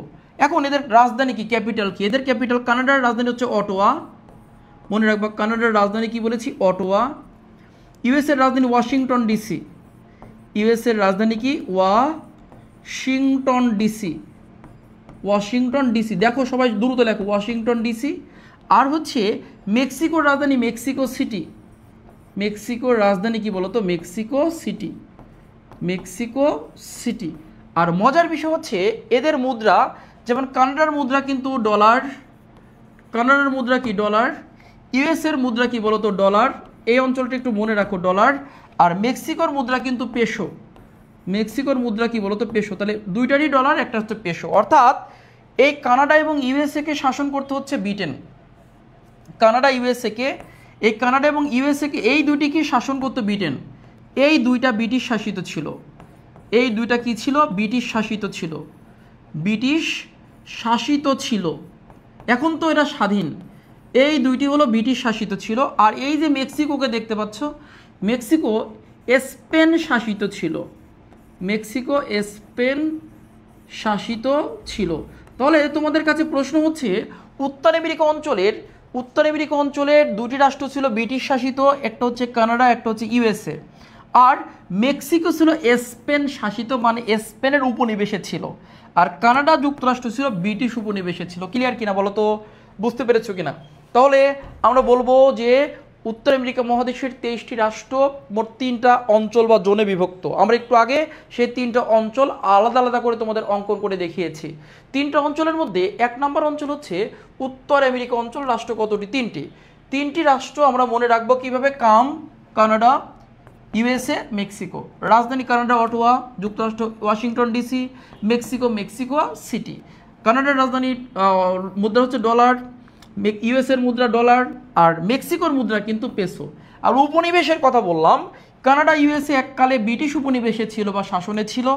আর এই স্পেন, মেক্সিকো কিন্তু ছিল তোমার স্পেনের অধীনে ছিল। এখন আর একটা তথ্য দিয়ে রাখি, দেখো 2026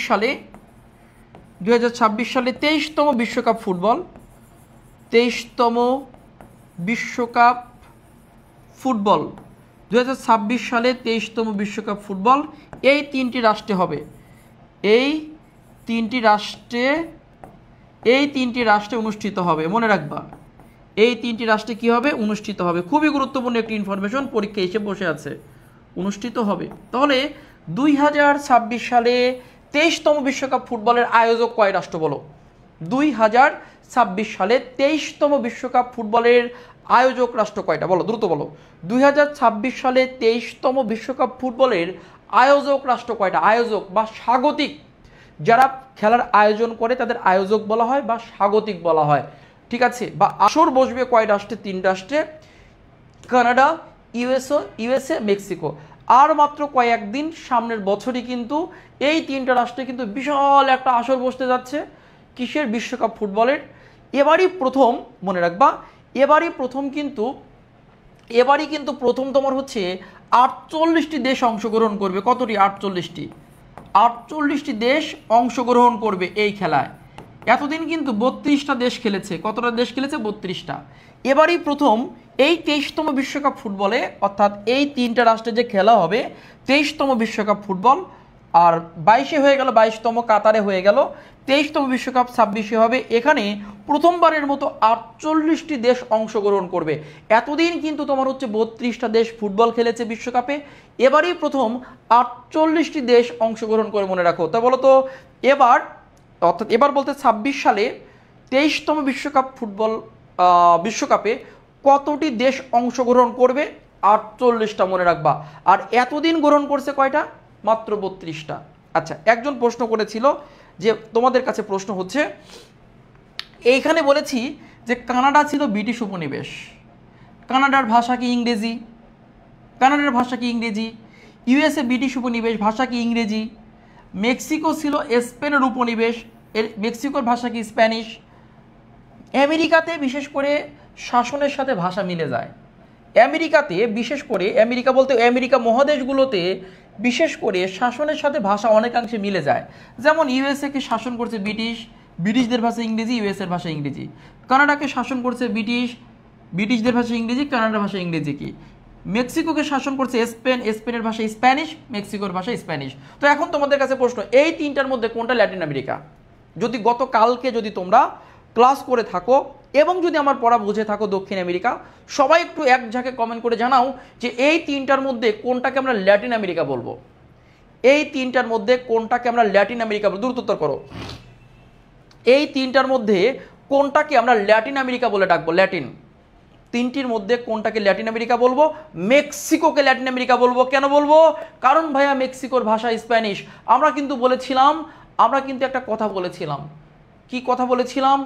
যে দুই আমেরিকা, উত্তর আমেরিকা মহাদেশ, দক্ষিণ আমেরিকা মহাদেশ, উত্তর আমেরিকা, দক্ষিণ আমেরিকা, এই দুই আমেরিকার মধ্যে যাদের ভাষা স্প্যানিশ এবং পর্তুগিজ, উত্তর আমেরিকা দক্ষিণ আমেরিকা মহাদেশের মধ্যে যাদের ভাষা স্প্যানিশ এবং পর্তুগিজ, তারা কিন্তু ল্যাটিন আমেরিকা ভুক্ত হবে। তো এখানে কানাডার ভাষা তো স্প্যানিশও না, পর্তুগিজও না, ইংরেজি, ও তো ল্যাটিন আমেরিকা না। ইউএসও তা ল্যাটিন আমেরিকা না, কিন্তু এখানে মেক্সিকো কিন্তু স্প্যানিশ ভাষার অন্তর্গত এবং আমেরিকা মহাদেশের একটি রাষ্ট্র। তাহলে আমেরিকা মহাদেশের রাষ্ট্রগুলোর যে সকল রাষ্ট্রের ভাষা স্প্যানিশ এবং পর্তুগিজ, তাদের বলা হচ্ছে ল্যাটিন আমেরিকা। ঠিক আছে, বুঝতে পেরেছি। এবার আমাদের এই অঞ্চলটা চলে গেল। এই অঞ্চল থেকে আমরা চলে যাব পরবর্তীতে, একটু দ্রুত চলে যাও। পরবর্তীতে এই অঞ্চলের পর আমরা যাব 2 নম্বর অঞ্চল। উত্তর আমেরিকা মহাদেশের কত নম্বর অঞ্চল? 2 নম্বর অঞ্চল। অঞ্চল 2, অঞ্চল 2, অঞ্চল 2 নাম্বার লেখো। তোমরা কিন্তু দেখেছো মেক্সিকোর নিচে অঞ্চল 2 আছে। অঞ্চল 2 হচ্ছে মধ্য আমেরিকা অঞ্চল। তোমরা কিন্তু একটু আগে চিত্র দেখেছো, মধ্য আমেরিকা অঞ্চল, মধ্য আমেরিকা অঞ্চল, যেখানে রাষ্ট্র সংখ্যা হচ্ছে 60টি। মধ্য আমেরিকাতে রাষ্ট্র কয়টা বলো তো? 60টি রাষ্ট্র আছে। কয়টি? 60টি। একটু দ্রুত করবো, আমাদের কিন্তু আর একটা অঞ্চল আছে মাত্র। আমাদের কিন্তু একটা অঞ্চল, আজকে কিন্তু ক্লাস অনেক দ্রুত শেষ হয়ে যাবে, ঠিক আছে? 11টার মধ্যে শেষ হয়ে যাবে। মধ্য আমেরিকা অঞ্চল রাষ্ট্র কয়টা? 60টা। 60টা রাষ্ট্র আমরা টেকটিকে মনে রাখবো। এ গুকো, মনে করো তোমার ড্যাশ ড্যাশের নাম, ড্যাশ ড্যাশ বলতে তোমার বাড়ির কাজের মানুষ হতে পারে, বা তোমার ভবিষ্যৎ হাজবেন্ড বা ছেলেদের ভবিষ্যৎ ওয়াইফের নাম ধরে রাখো গুকো। কি? গুকো। এই গুকোরে দিয়ে তুমি প্রচুর পরিমাণে কাজ করো, কাজ। তাহলে এই গুকোর কাছে কি চাচ্ছ? পানি চাচ্ছ। এ গুকো পানি হবে। গুকোর কাছে কি চাচ্ছ? পানি চাচ্ছ, পানি হবে। তাহলে গুকো মনে করো হচ্ছে, আবার বলছি, গুকো মনে করো তোমার বাড়ির কোনো ব্যক্তি, সেটা হতে পারে তোমার ড্যাশ ড্যাশ ফিউচার। ছেলে হলে মেয়ে ধরো এটাকে, আর মেয়েরা হলে এটাকে ছেলে ধরো। বিয়ে করার পরে তাকে দিয়ে প্রচুর পরিমাণে কাজ করাও তোমরা। আর এই গুকো প্রচুর পরিশ্রম করে, কারণ তার বাড়ি মধ্য আমেরিকায়। সে প্রচুর পরিশ্রম করতে পারে, তার গায়ে প্রচুর শক্তি, তাকে রাখছোই, বিয়ে করছোই শুধু কাজের জন্য। একদিন তার কাছে পানি চাচ্ছ, এ গুকো কি হবে? পানি হবে। এ গুকো কি হবে? পানি হবে। তাহলে এ গুকো পানি হবে, এটা দিয়ে কিন্তু এই মহাদেশের রাষ্ট্র হয়ে যায়। দেখো আমি একবার বলবো, তারপরে কিন্তু লিখে দিব। যেমন এল সালভেদর, গুয়েতমালা, এতে El Salvador, Guatemala, Costa Rica, Panama, ঠিক আছে? কি বলেছি? Panama, Nicaragua, Honduras, Belize. তাহলে El Salvador, Guatemala, Costa Rica, Panama, Nicaragua, Honduras, Belize আমি লিখে দিচ্ছি এখানে এক পাশ থেকে লিখে দিচ্ছি। 1 নাম্বার, এতে এল সালভেদর, এল সালভেদর, সালভেদর, সবাই লিখে নাও, এতে এল সালভেদর। নাম্বার 2, তারপর কি? গয়রস্যু, গুয়েতমালা, গুয়েতে মালা লিখে নাও, গুয়েতমালা। এই রাষ্ট্রগুলোর নাম জানাই তোমার সার্থকতা, তুমি কিন্তু এমনি এমনি রাষ্ট্রগুলোর নাম জানতে পারবে না। তারপর কি কোতে কোস্টারিকা, কোতে কোস্টারিকা, কোতে কি ভাইয়া কোস্টারিকা। নাম্বার 4 নাম্বার কি আছে, 4-এ আছে হচ্ছে পাতে পানামা, পা ফর কি বলেছি পানামা, এই যে একটু আগে পানামা খাল পড়লো। নাম্বার 5 কি আছে, নিতে নিকারাগুয়া, নিতে নিকারাগুয়া, নিকারাগুয়া বা নিকারাগুয়ে বলে অনেকেই, নিতে নিকারাগুয়া। তারপর কি আছে নাম্বার 6 হতে হন্ডুরাস, হতে হন্ডুরাস, হন্ডুরাস, হতে হন্ডুরাস, হন্ডুরাস, ঠিক আছে। তারপর কি নাম্বার 7 কি আছে, বেতে বেলিজ, বেতে কি বলেছি বেলিজ, বেতে বেলিজ। তো দেখো 7টা রাষ্ট্র কিন্তু হয়ে গেছে। এ গুকো পানি হবে, এতে এল সালভেদর, এতে এল সালভেদর, তারপর Guatemala, Costa Rica, Panama, Nicaragua, Honduras, Belize. দেখি কে কে লিখতে পারো দ্রুত, দেখি কে কে লিখতে পারো। এই রাষ্ট্রগুলোর নাম জানাটাই সার্থকতা। যারা এই রাষ্ট্রের নাম জানো না তারা কিভাবে তোমরা হচ্ছে প্রিপারেশন নিবা। যদি অন্য কোনো জায়গা যাও তোমাকে হুট করে বলবে আমি আজকে হন্ডুরাস পড়াবো, ওরে ভাই হন্ডুরাস খায় নাকি মাথায় দেয়, আমি বুঝবো কেমনে? আর আমি যদি এখন থেকে জানি যে এই রাষ্ট্রগুলো উত্তর আমেরিকা মহাদেশের মধ্য আমেরিকা অঞ্চলের রাষ্ট্র, তাহলে কিন্তু আমি বুঝবো যে হ্যাঁ স্যার আমাকে হন্ডুরাস পড়াচ্ছে, বা হন্ডুরাসে ভূমিকম্প হয়েছে, বা হন্ডুরাসে কোনো একটা ঘটনা ঘটেছে। ও হন্ডুরাস, হন্ডুরাস কোথায়? মধ্য আমেরিকার রাষ্ট্র, উত্তর আমেরিকা মহাদেশের মধ্য আমেরিকা অঞ্চলের রাষ্ট্র। তখন না আমার পড়াটা ভালো হবে। আর আমি যদি না বুঝি, স্যার যদি হঠাৎ করে কোচিংগুলোতে যেটা করা হয়, আজ তোমাদের পড়াবো আমি এল সালভেদর, ওরে ভাই এল সালভেদর খায় নাকি মাথায় দেয়, সেটা কোথায় আগে স্টুডেন্টের তো জানতে হবে। এখন না তোমরা বুঝতে পারতেছো যে ফাউন্ডেশন কাকে বলে। দেখো যে ফাউন্ডেশন হচ্ছে এই যে রাষ্ট্রগুলো তুমি জেনে ফেলছো, এই রাষ্ট্রগুলো তুমি পরবর্তীতে পড়তে গেলে সহজ হয়ে যাবে। আর যদি আজ রাষ্ট্রগুলো না শিখতা তোমার পড়াটা খুবই কঠিন হয়ে যেত এবং তোমার মনে থাকতো না। তাহলে মধ্য আমেরিকা অঞ্চলের রাষ্ট্র কয়টি? 7টি। মনে রাখবো এ গুকো পানি হবে, El Salvador, Guatemala, Costa Rica, Panama, Nicaragua, Honduras, Belize. সবাই লিখেছো? সবার লেখা হয়েছে কিনা? লেখা হলে এখান থেকে কিছু গুরুত্বপূর্ণ প্রশ্ন দিচ্ছি, যা দিব পরীক্ষায় তাই কমন পড়বে ইনশাআল্লাহ। এর বাইরে আসলে আমি দায়ী থাকবো। এখান থেকে সবচেয়ে বেশি প্রশ্ন এসেছে এইভাবে, সবচেয়ে বেশি এসেছে এইভাবে, কোনটি মধ্য আমেরিকা অঞ্চলের রাষ্ট্র? উত্তর করতে হয়েছে, এর মধ্যে যে কোনো একটা উঠায় দিয়েছে। আবার প্রশ্ন এসেছে কোনটি মধ্য আমেরিকা অঞ্চলের রাষ্ট্র নয়, কোনটি মধ্য আমেরিকা অঞ্চলের রাষ্ট্র, কোনটি মধ্য আমেরিকা অঞ্চলের রাষ্ট্র নয়, এরকম প্রশ্ন এসেছে। এই মধ্য আমেরিকা অঞ্চলের রাষ্ট্রের মধ্যে মনে রাখো যে যে প্রশ্ন আসতে পারে, এল সালভেদর, ঠিক আছে, এর রাজধানী হচ্ছে সান সালভেদর, সান সালভেদর, রাজধানী সালভেদর, এল সালভেদর, সান সালভেদর, ঠিক আছে। এরপর গুয়েতমালা, কয়েকটা দিব আমরা, গুয়েতমালা, গুয়েতমালা সিটি, অল্প কয়েকটা দিব, গুয়েতমালা, গুয়েতমালা সিটি। এখান থেকে কিন্তু তেমন কোনো প্রশ্ন নাই। গুয়েতমালা কি বলেছি, গুয়েতমালা সিটি। তারপর কি আছে, কোস্টারিকা, কোস্টারিকার রাজধানী সান জোসে, সান জোসে। এখান থেকে কোস্টারিকা থেকে কয়েকবার প্রশ্ন এসেছে। কোস্টারিকা থেকে কি প্রশ্ন এসেছে? কোনো সেনাবাহিনী নেই, নিজস্ব সেনাবাহিনী নেই, লেখো কোস্টারিকার নিজস্ব সেনাবাহিনী নেই, সেনাবাহিনী নেই। তাহলে মধ্য আমেরিকার যে দেশের সেনাবাহিনী নেই কোস্টারিকা। আর একটা প্রশ্ন আসছে, এখানে রয়েছে জাতিসংঘ শান্তি বিশ্ববিদ্যালয়, এখানে রয়েছে জাতিসংঘ